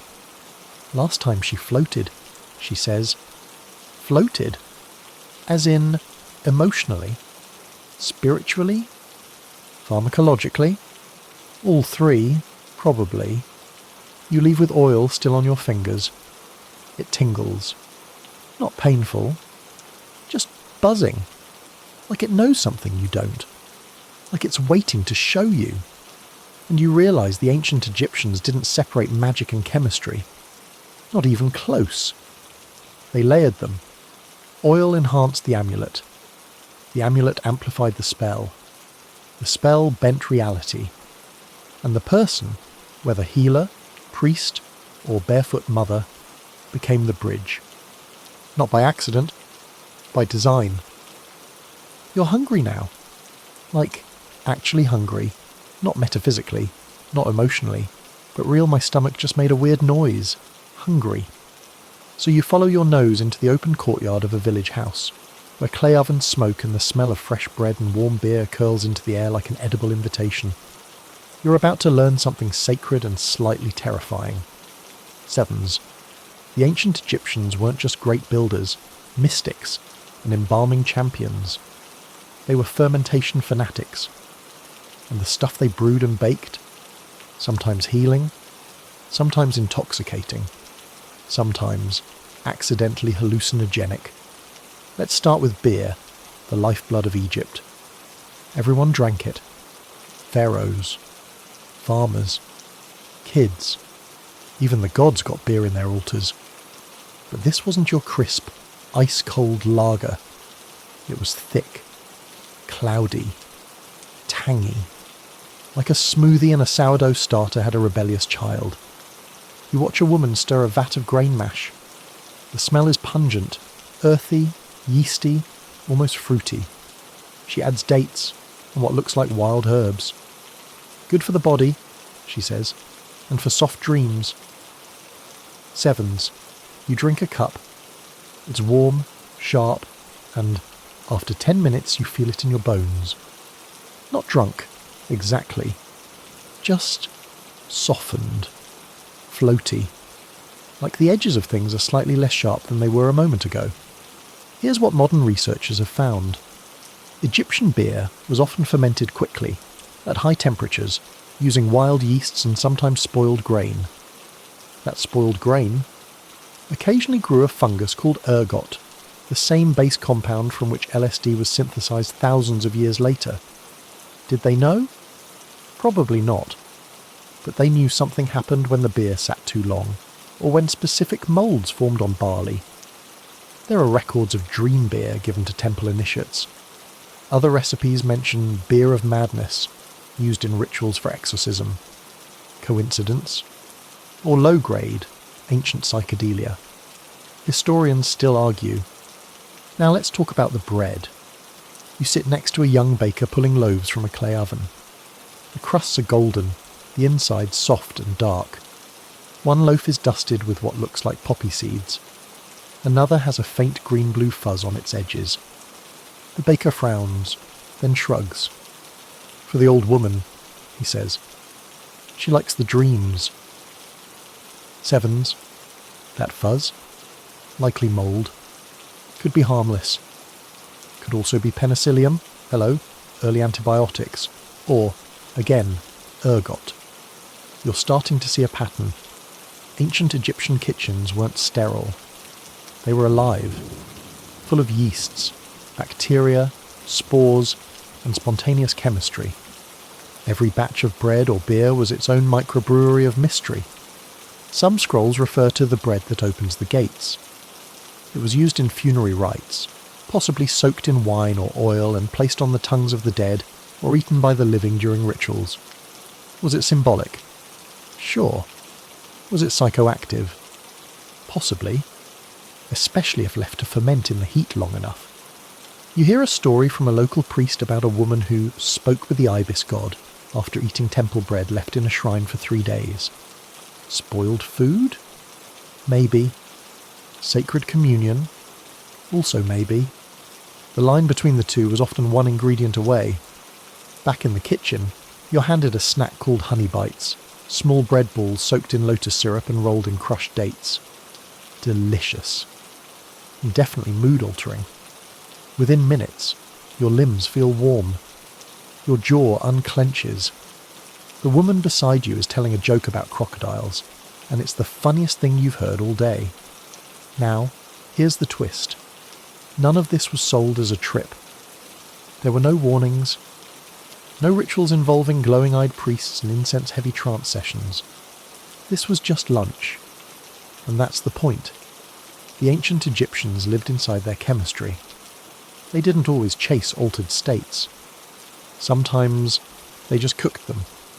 There's a fringe theory that temple bakers were secret alchemists monitoring moisture, temperature, and grain types to induce specific mental states in their customers. Probably a stretch. But it is true that some temples had their own breweries, and priests were often in charge of recipes. One record describes a blend of wheat, fenugreek, and the tears of the desert flower, a poetic name for mandrake juice, baked into bread, fed to mourners, not to numb pain, to walk with the dead one more time. Sevens. You visit a shrine where such bread is offered. The priest leaves a loaf near the statue's feet, then drinks beer from a painted cup. He slurs the final chant a little. His eyes flutter closed. Not disrespect. Just immersion. Another recipe calls for barley mixed with lion's blood. Probably not literal blood, maybe a metaphor for a strong psychoactive ingredient. Saffron, henbane, a now lost root known only to temple kitchens. The guesses are endless. The results, apparently, unforgettable. Even children's food wasn't exempt. A porridge for colicky babies lists poppy extract as an ingredient. Just a drop. To soothe the cries, the recipe says. Would it work? Yes. Would modern doctors approve? Probably not. You lean back, hands sticky with date syrup, belly full of ancient carbs, and realise you're feeling more than full. You're buzzing, but not in a sharp, artificial way. More like a drone beneath your thoughts. A hum of yeast, honey, flour, grain. Something old moving through your bloodstream, like you're fermenting from the inside out. And you start to get it. Food wasn't just survival. It was access. Bread was prayer. Beer was memory. Mould was magic. And every meal, a ritual. Night has fallen, but this isn't the kind of sleep that comes with silence. The temple of Serapis hums with low chants, footsteps padding over sandstone, the clink of oil lamps being refilled. You pass through a narrow hall lined with painted stars and feel the atmosphere shift, like the walls themselves are holding their breath. You've arrived at a dream incubation temple, a place where sleep wasn't just rest. It was ritual, prophecy, and occasionally a chemically enhanced hotline to the gods. You're handed a strip of linen soaked in oil and told to tie it around your forehead. To open the night eye, the priest says, smiling in that unnerving way people do when they know something you don't. You comply, because why not? The oil stings a little. Smells like blue lotus, poppy resin, maybe cardamom. You're led into a dark room filled with mats and bodies, some curled under thin blankets, others lying flat, eyes wide, waiting for sleep like it's a train they've summoned. The priest offers a small cup, pomegranate wine laced with a syrupy extract. Sweet, but earthy. Your mouth tingles. And just like that, your role in this performance is locked in. This isn't bedtime. It's divination.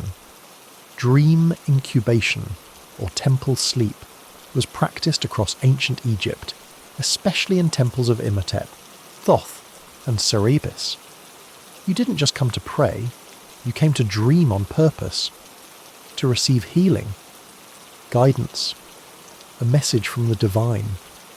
And sometimes, those dreams got a little help.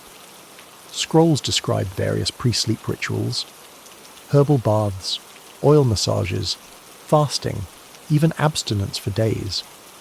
Why? To purify the body, sure, but also to make the mind more permeable, more open, more tuned. You lie down. The mat's thin but surprisingly comfortable. Above you, the ceiling glows faintly with gold-painted stars. A priest walks through, sprinkling water that smells like rose and fennel. He whispers a few words. Call Thoth. Let the feather fall. Somewhere in the room, someone giggles in their sleep. And then come the dreams. You feel them arrive, not emerge, like they're entering you, not bubbling up. The imagery is strange, immediate, wings, sand that moves like liquid, a door that opens into fire, but the fire sings. You wake before dawn, heart pounding, a glyph burned into your memory. You don't know what it means, but the priests do. One of them listens to your halting explanation, nods, and says, "You are heard." He writes something down. You don't ask what. You're still half there. Historians love to debate what was really going on in these temples. Were people high? Hypnotized? Simply sleep-deprived and suggestible? The rituals were real, but the chemical enhancements, that's the mystery. There's evidence of dream oils made with opium poppy, blue lotus, mandrake, and cannabis, blended into massage oils and pillow sachets. One recipe includes fig sap and honey stirred into barley beer and consumed before prayer on the 7th hour of the night. It doesn't scream trip, but it doesn't scream normal sleep hygiene either. Some scrolls suggest these dreams were taken very seriously. People wrote them down, painted them, even altered their life paths based on what they saw. One man claimed a dream told him to become a scribe. Another was instructed to move cities. One woman left her husband. And if the dream didn't come, you weren't ignored. You were given stronger oil. You find a small alcove labelled Voice of the Moon. Inside, a bowl of resin, a painted statue of Isis, and 3 mats. Only 3. You lie down again, because you're hooked now. This time, the oil burns cold. You feel the dreams before they come. Visuals cascade behind your eyelids like someone else's memory. You hear your name, but in a different voice. You open a door that isn't real. You fly, but your wings are scrolls. You wake gasping. The priest is already there. "Did you see water?" he asks. You nod. Then the path is clear. 7s. Was this therapy? Religion? Covert pharmacology? A combination? Some researchers believe these were ancient versions of guided psychedelic journeys, using low-dose herbs and high-dose ritual to unlock deep psychological insights. Others say it's sleep plus drama. The science is fuzzy, but the outcomes, very real. People came out of these temples changed, lighter, less sick, more certain. Whether it was the oils, the chants, the dreams, or the belief itself, something worked. And one more thing. Some temples kept dream libraries, scrolls of recorded visions, carefully catalogued, analysed for symbols, tones, visitations. There are mentions of patterns, shared dreams across different people, gods appearing to strangers on the same night, prophecies repeating in fragments, sounds suspiciously like collective hallucination, or maybe the oldest shared story threads known to man. You leave the temple just as the sun breaks over the horizon. The linen headband is damp with sweat. The oil has dried into your skin. You feel like you've been somewhere else. Not far, but not here. And you realise the Egyptians didn't treat dreams as escapes. They treated them as messages, and they made sure they could hear them clearly, even if it took a little potion to tune in. You wake in a cramped, candlelit space that smells like salt, dust, and old wood. Someone hisses for silence. The air crackles with tension. Footsteps echo in a corridor nearby, measured, armoured, deliberate. You're inside a tomb. But this time, you're not supposed to be here. You've stumbled into the shadowy world of tomb robbers, and what they're after isn't just gold. It's resin, salves, strange powders, and maybe something far more addictive. Let's set the scene. Egypt's tombs weren't just graveyards. They were treasure chests packed with high-grade, ritual-grade, god-grade materials. Jars filled with rare ointments, unguents, and embalming mixtures so chemically complex. Modern labs still can't replicate them exactly. And for some, that's more valuable than gold. A man kneels next to a canopic jar, gently prying it open. He isn't stealing jewellery. He's after the sticky, amber-coloured sludge inside. If it burns sweet, he whispers, it's real. He smears some on a rag and lights it. The smell is warm, rich, almost floral. He inhales deeply, eyes fluttering. That's mumia, a blackish-brown paste derived from embalmed bodies and burial resins. By the late periods of Egyptian history, people believed it had healing properties. Some even ground it up and ate it. Others burned it like incense to get high. Gross? Definitely. But also historically accurate. Fringe? Not really. There are well-documented cases of tomb robbers in both ancient and more modern times seeking out resin-infused linen wrappings, scraping them off to extract the aromatic chemicals, many of which contained frankincense, myrrh, benzoin, and possibly cannabis resin. One scroll, written by a priest-turned-informer, describes a gang that smuggled chunks of embalming resin into markets disguised as perfume. It dulls the pain and sharpens the dreams, he wrote. You don't know if that's poetic or literal. But watching the man beside you sniff linen and smile like he's remembering his own funeral, it starts to make sense. Let's talk chemistry. Many embalming mixtures used pine resin, bitumen, cinnamon oil, cedar extract, and sometimes poppy latex, aka opium. In sealed tombs, these substances could remain potent for years, even centuries. Some would ferment. Some would crystallize. Some would age into strange new compounds with unknown effects. Historians still argue whether mummia was truly psychoactive or just placebo wrapped in taboo. But whether it was real or imagined, the fact remains. People stole it, bought it, inhaled it, worshipped it, and sometimes, yes, got hooked. You find another robber opening a small jar sealed with wax. The moment it cracks, the room fills with a scent like bruised fruit and camphor. Funeral balm, he mutters, dipping his finger in. Still warm, even now. Sevens, he offers you a taste. You decline. Probably wise, but not everyone was cautious. There are rumours, whispers of resin junkies among the lower temple castes. People who couldn't go a day without inhaling the balm fumes or chewing linen soaked in ceremonial oils.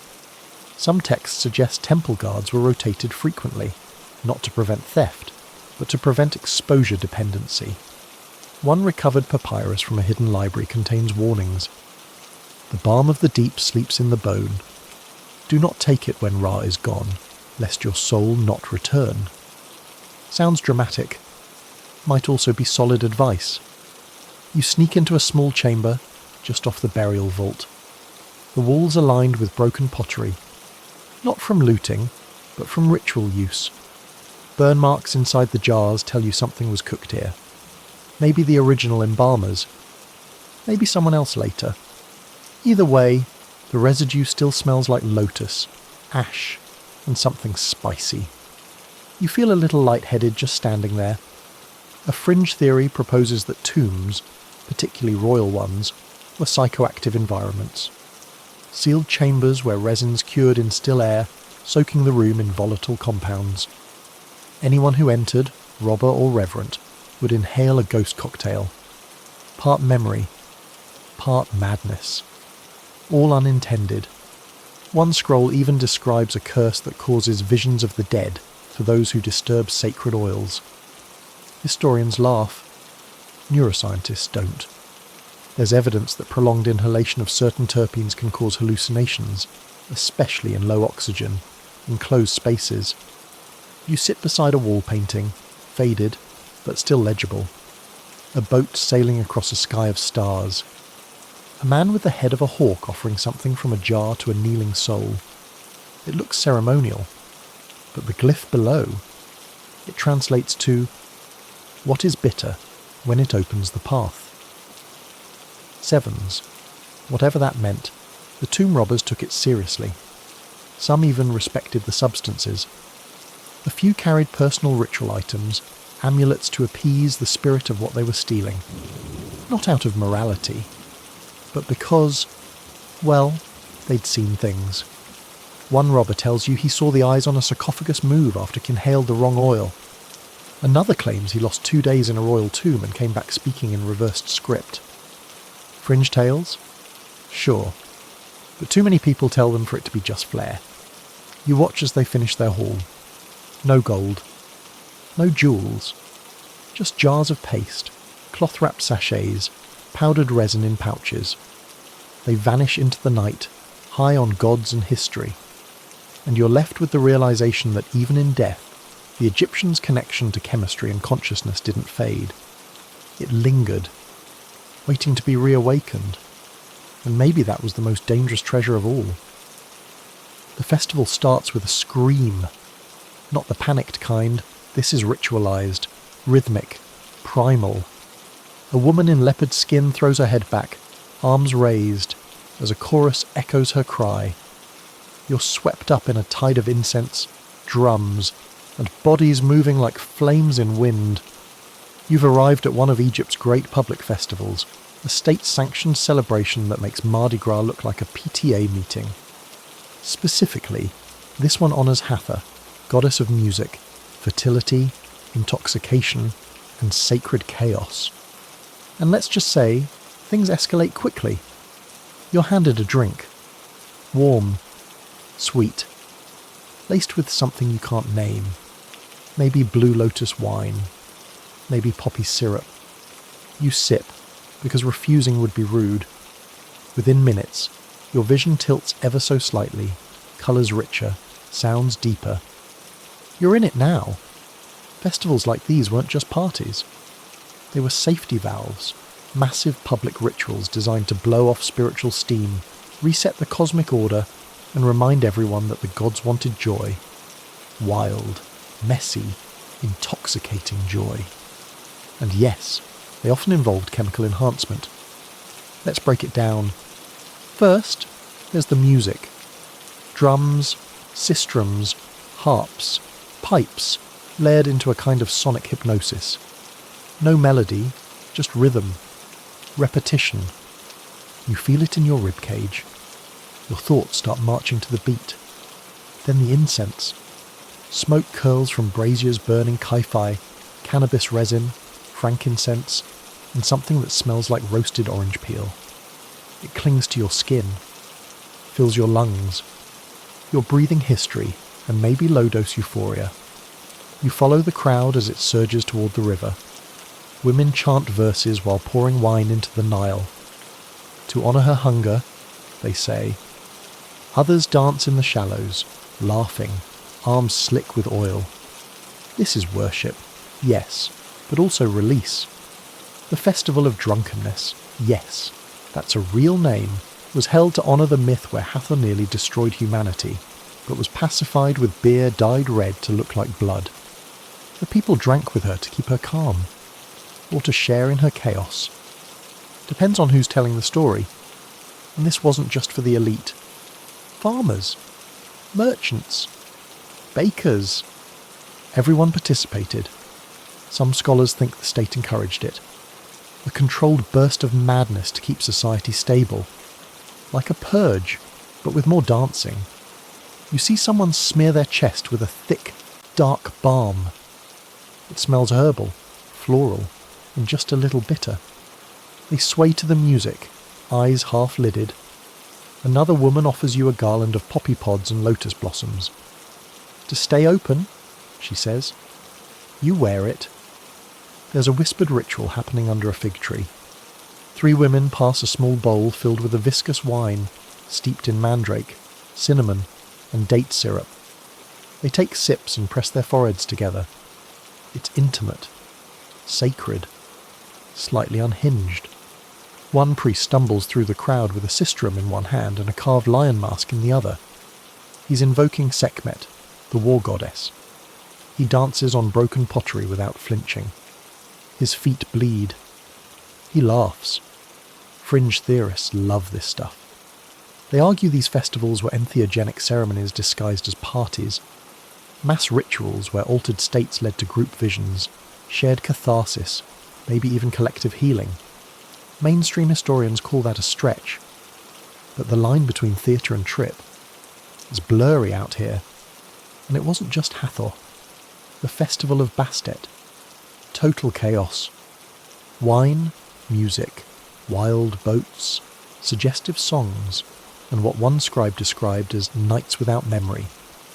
Celebrants sailed from Memphis to Bubastis, drinking the entire way, playing loud music, and worshipping the goddess with abandon. That's a quote. One record describes a procession where worshippers carried jars of cannabis oil, pouring it over statues, then anointing themselves. Not symbolic. Soaked in it. Shiny, high, reverent. Another festival honoured Min, the fertility god. Celebrants paraded with vegetables. Phallic ones. Enough said. Back to tonight. A man plays a double reed pipe while people around him fall into what looks like slow motion.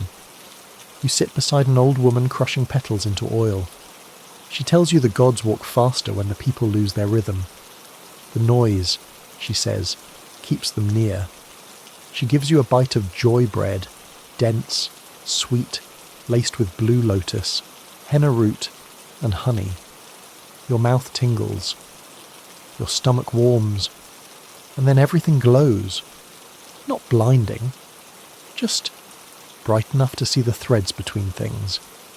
You start to see why the Egyptians made room for this. They didn't separate sacred from sensual. The body was the temple. Laughter was an offering. Dance was a spell. And intoxication, that was a shortcut to the divine. Because let's face it, sometimes the gods only whisper when you've stopped making sense. As the night stretches on, the music thickens. People weep. People laugh. Two strangers hold hands and chant the name of a star. One woman falls to her knees and sings a note so pure, it hushes the crowd for a breathless moment. And in that silence, you feel it. Not just connection, but permission to unravel, to overflow, to let the chemicals and chants and chaos lift you. Because in this ancient world, the divine wasn't a statue behind ropes. It was right here, dancing beside you. The music from the festival still rings in your ears as you walk away, barefoot and dazed, through sand now cool beneath your feet. You turn a corner and nearly trip over a cat. Not just any cat. This one wears a tiny gold collar, eyes like polished obsidian. It blinks slowly, knowingly. You're not hallucinating. Probably. Because here in ancient Egypt, cats weren't pets. They were divine conduits. And in some rituals, maybe more than you'd guess, animal worship blurred with drug use, creating a world where worshipping a sacred animal could be chemically enhanced. You follow the cat, because of course you do. It leads you into a courtyard where women kneel before a shrine to Bastet, the feline goddess of protection, pleasure, and, let's be honest, general mystery. Incense wafts from bowls. The smell is unmistakable. Myrrh, lotus, and something peppery, maybe cannabis. The girl anoints her forehead with oil, bows to the cat, then closes her eyes. Her lips move in prayer. A second later, she's swaying slightly, murmuring, clearly somewhere else. That oil? Likely infused with psychoactives. There are recipes that call for soaking blue lotus in warm olive oil for days, then adding frankincense resin and poppy extract. Used not to knock someone out, but to open them up. Spiritually, emotionally, chemically. You wander through the Bastet temple, and it's not just cats. Mummified ibises, falcons, crocodiles, and even baboons line the halls. Each species tied to a god, each god linked to rituals. Some of those rituals, deeply altered. Take Thoth, god of wisdom, who often appeared as an ibis, or sometimes a baboon.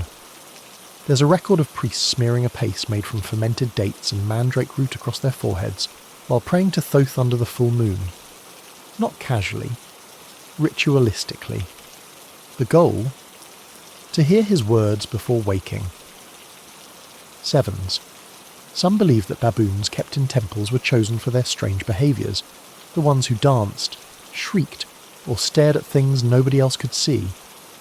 Were they epileptic? Just wild? Or did someone spike their food? Historians still argue whether animal worship involves psychoactives directly. There's no definitive scroll that says, "We gave poppy wine to the temple cat." But there are clues.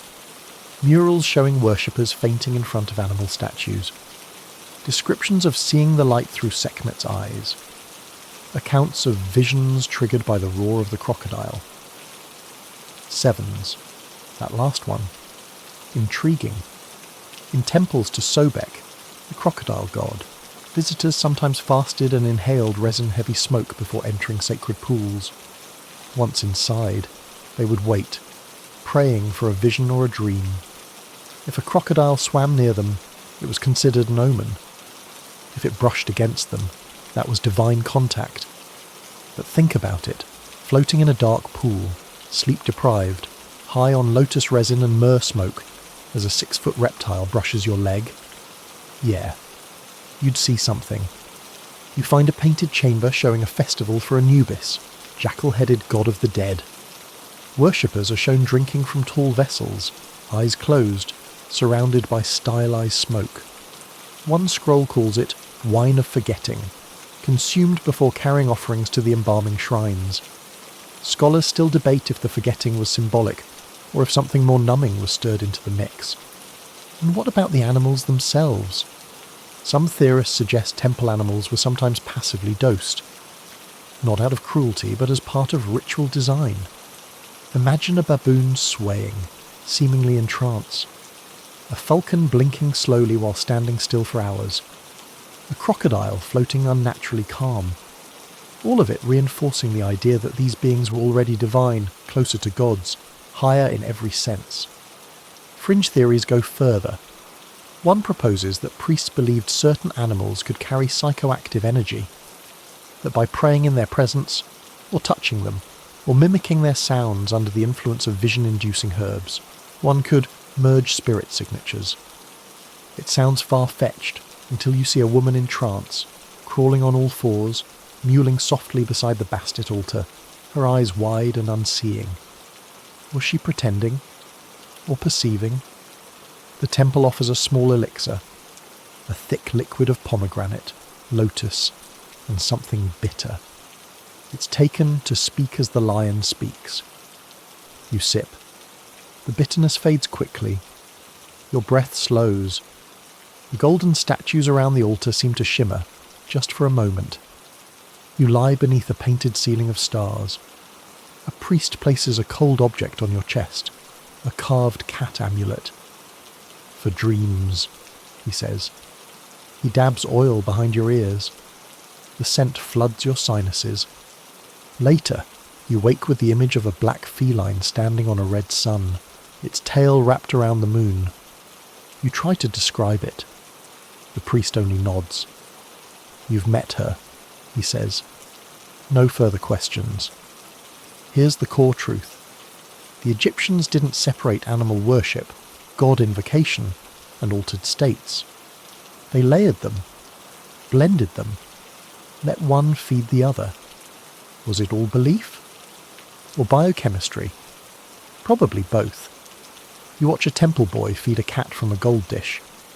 The cat purrs, rubs against a resin-stained pillar, then stares into nothing with eerie precision.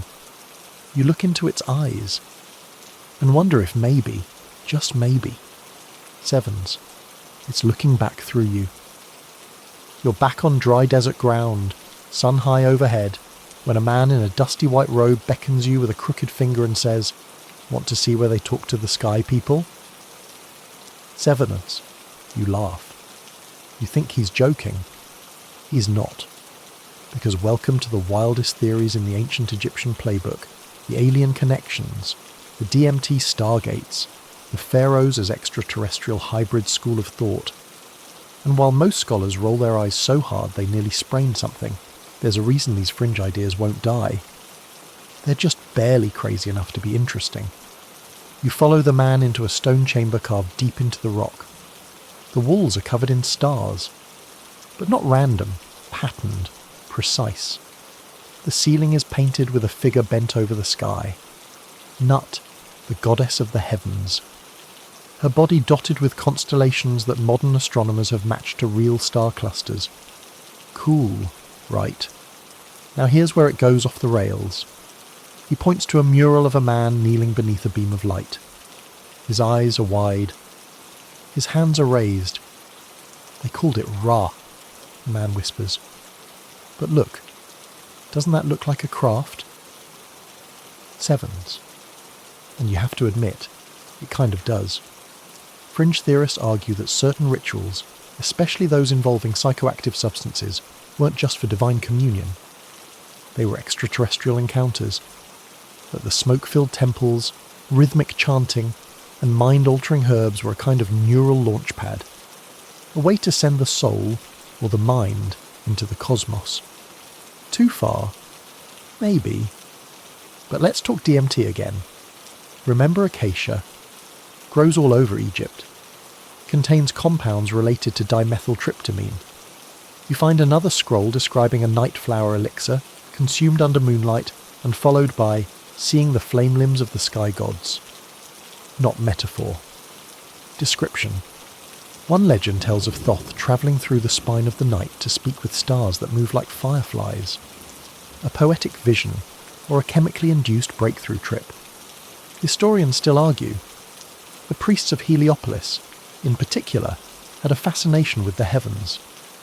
They built obelisks aligned with star risings, tracked Venus, Sirius, and Orion.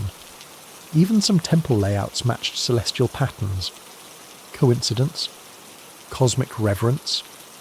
Or something more intentional? The theory goes like this.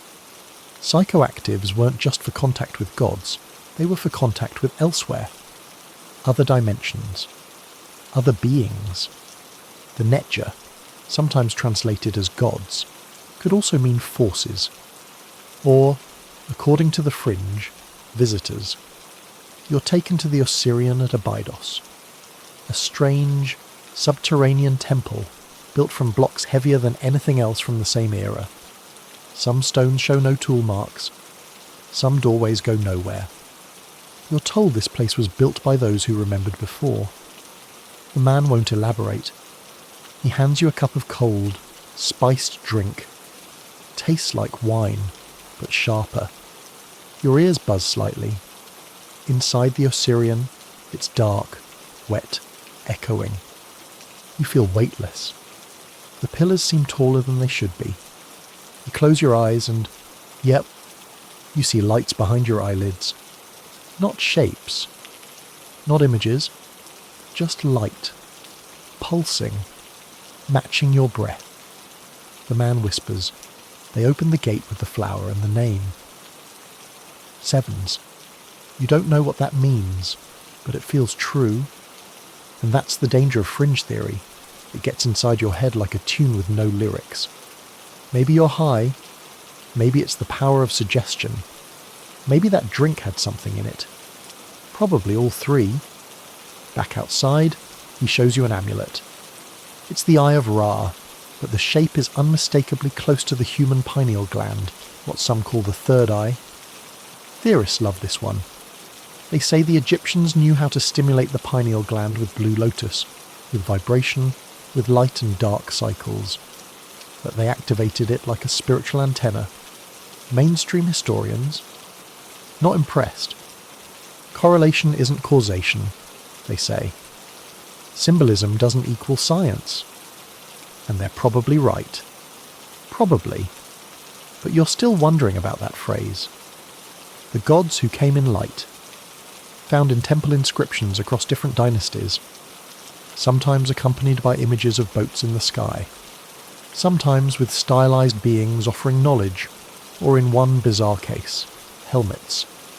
And then there's the Dendera light, a carving found in the temple of Hathor that looks, depending on your level of skepticism, either like a lotus bulb with a snake inside, or a giant light bulb connected to a power cable. Seriously, Google it. Go down the rabbit hole. You'll either laugh or lose sleep. You sit down with a carved stone tablet showing the weighing of the heart. Except the beam above the scales is shaped like an arch. The fringe crowd calls it a portal. Others say it's just decorative balance. But you're already seeing things. Or maybe just re-seeing them. Because whether the ancient Egyptians saw literal aliens, or just their gods wrapped in cosmic language, what's clear is that they had a system. They built technologies of the mind using herbs, oils, sound, and architecture. And whether they were talking to the gods, the stars, or just their own subconscious. They got somewhere, and maybe the real mystery isn't what they saw, but how they knew how to see it. You're in a sleek, modern lab now. The white walls are spotless, the lighting way too bright, and the table in front of you holds something wild, a recreated perfume from Cleopatra's lost formula, pulled from residue found in a shattered amphora near Alexandria. One drop on your wrist and you're catapulted backward in time. Almost. This isn't ancient Egypt. It's now, and you're standing among scientists, archaeologists, And, yes, chemists trying to rebuild the ancient highs, the sacred recipes, the mind-altering magic. Welcome to the science of ancient intoxication. On one side of the lab, a pharmacologist is reverse engineering Kai-Fi incense. His version includes raisins, myrrh, frankincense, juniper, cinnamon, and, most controversially, cannabis resin. When they burned a tiny amount in a fume hood, 2 interns fell asleep and one claimed he heard a bell underwater. Controlled? Not exactly. Reproducible. Debatable. But it's happening. And the deeper researchers dig, the more they realise the Egyptians weren't winging it. They were experimenting, recording, tweaking. Their recipes weren't random. They were calibrated. You watch a mycologist analyse mould samples taken from ancient beer pots. Turns out, several contain traces of Claviceps purpurea, better known as ergot, the same fungus used to synthesize LSD. Coincidence? Maybe. But the dose makes the poison, and the vision. A team in Cairo is testing chemical residues from 3 100-year-old perfume jars found in Theban tombs.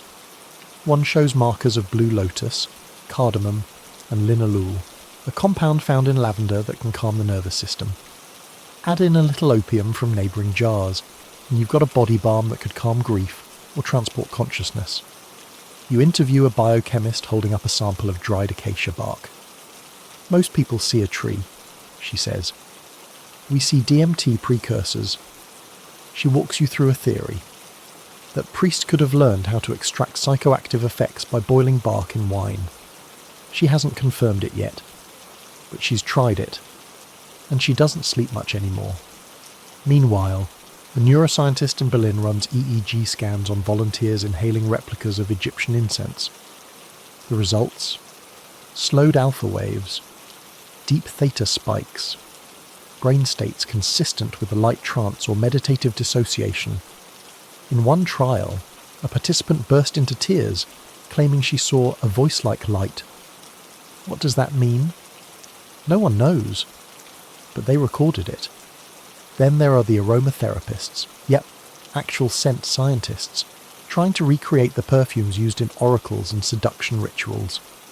They've uncovered that certain resin blends, like those used in Hathor's temples, can produce respiratory euphoria, a subtle but real bodily sensation that amplifies emotion. It's not a hallucination, but it feels like one. Historians used to laugh off these effects. Now they're wondering if the Egyptians were operating on a kind of intuitive pharmacology, identifying stackable compounds that, together, shifted perception without wrecking the body. You attend a conference where someone presents their theory. That Egyptian incense use was the world's oldest form of psychonautics, mind travel by smoke. There are slides, charts, a video of someone getting visibly overwhelmed after 15 minutes in a sealed room filled with lab-pure Kai-Fi. There's still disagreement, of course. Some Egyptologists hate this stuff. They call it drug evangelism and argue that most of the psychoactive links are overstated. They point out that no scroll ever says, "Smoke this and you'll see Osiris." That most references to seeing the divine could mean dreams, or symbolic connection, or straight-up performance. But even they can't ignore the residue. Because here's the game changer. Chemical analysis of tomb jars, temple burners, and mummy wrappings has confirmed the presence of dozens of psychoactive or psychosensory compounds, including opium alkaloids, cannabinoids, and terpenes known to affect mood and cognition. In other words, it wasn't just metaphor. Back in the lab, a grad student pulls out a test tube of fermented beer, brewed using ancient yeast strains harvested from a pottery shard found near Giza. It smells awful.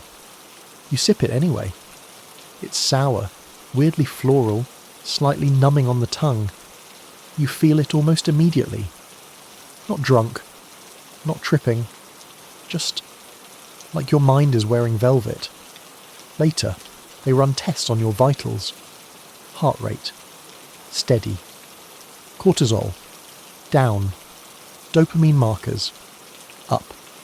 You ask if they'd call it intoxication. Sevens, they say, we call it access. Sevens, you're shown a prototype. A VR headset loaded with 3D reconstructions of temple chambers, synced to soundscapes based on sistrum rhythms and incense compositions. It's an immersive trip built on archaeology. You sit through a 5-minute simulation and leave sweating, euphoric and confused. And this is just the beginning. Because the more science tries to dissect ancient Egypt's psychoactive heritage, the more it realizes the ancients weren't just guessing. They were crafting experiences, environments, full-body, multi-sensory rituals that blurred the lines between medicine, worship, art, and alteration. They didn't have microscopes or neurotransmitter models, but they had centuries of pattern recognition. They knew what made people feel fear, feel peace, feel connected. They designed around it, built with it, burned it, drank it, painted it on walls and wrapped it in linen. And now, we're just trying to catch up.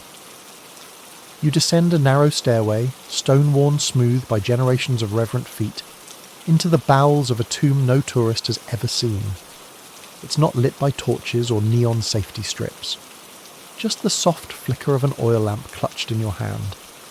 The flame gutters with every breath, sending shadows dancing across the carved walls. The air is dense, heavy with the perfume of ages. Not rot, not mildew. Something older, richer. Frankincense, myrrh, and a sweet, sharp note that might be cedar or lotus or resin released from mummified linen. It smells like prayer and memory and sleep. You're not here to loot. You're not even here to learn anymore. You're here to feel. This chamber is layered with scent. There are jars in the corners sealed with wax, their contents long dried or crystallized. Some smell of dried dates, others of sharp acacia. One emits a puff of air when you nudge it open, and suddenly you're transported. A hit of aged lotus oil rushes your nose and curls your toes. You weren't ready. The walls show painted processions, gods receiving offerings, priests with arms outstretched, incense trailing from censers. One figure lies on a bed shaped like a lion. Above him, a bird with a human head hovers. The bay, the soul. And in front of it, a bowl of smoke rising into stars. You sit cross-legged beside it, just watching. Because the Egyptians believed you didn't go into the afterlife cold. You went in surrounded by sound, scent, memory. You went in saturated, anointed, lit from within by oils and incantations, by things that helped you remember who you were, even as you became something else. You find a bundle wrapped in linen. Inside, a faded sachet of herbs. Lotus, cinnamon, poppy, and something that smells like crushed pine cones. You press it to your face. It smells like weightlessness, like water in the desert, like being halfway between this world and wherever the bay goes next. One fringe theory calls it olfactory immortality, the idea that the smell of certain resins or flowers could literally guide the soul, that the gods responded not to prayers, but to fragrance frequencies. Sounds ridiculous until you breathe this air and feel your body shift. You spot a carved scarab on the ground, half buried in sand. It's coated with dried oil, black and hard as glass. You wonder who anointed it, what dreams they had, whether they came true. There's no music in this chamber, but somehow you hear something. Not quite a hum, more like a rhythm your body remembers. Like the sistrum, like breath. Like the beating of your own heart amplified through time. Was the scent enough to open the gates? Or was it a key placed in your pocket long before you arrived? You lie back against the cool stone, letting the air do its work. Every inhale a soft reminder. This was not a culture afraid of death. This was a culture that designed for it, planned its perfumes, honoured its architecture, made sure that the very smell of the afterlife would welcome you. They didn't just want to preserve bodies. They wanted to preserve states of being, And maybe that's the truest high of all, not the intoxication that unravels, but the one that remembers.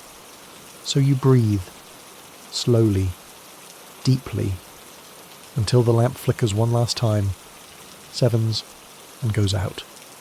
You're still, fully still. The air around you is quiet now. Not silent, just softened. No incense, no chanting, no priests or potions. Just the faint echo of all you've seen, all you've smelled, all you've remembered. Your breath has slowed. So has your heart. Everything feels distant, but in a good way. Like you've pulled ashore after floating across a sea you forgot existed. And maybe that's what the Egyptians knew best. That the world is noisy, that the body is demanding, but that inside all of us is a quiet place, waiting. Not empty, rich, threaded with memory, rhythm, scent, and spirit. We don't always find it during the day, but at night, sometimes. Tonight, you've wandered through temples and tombs, festivals and healing halls.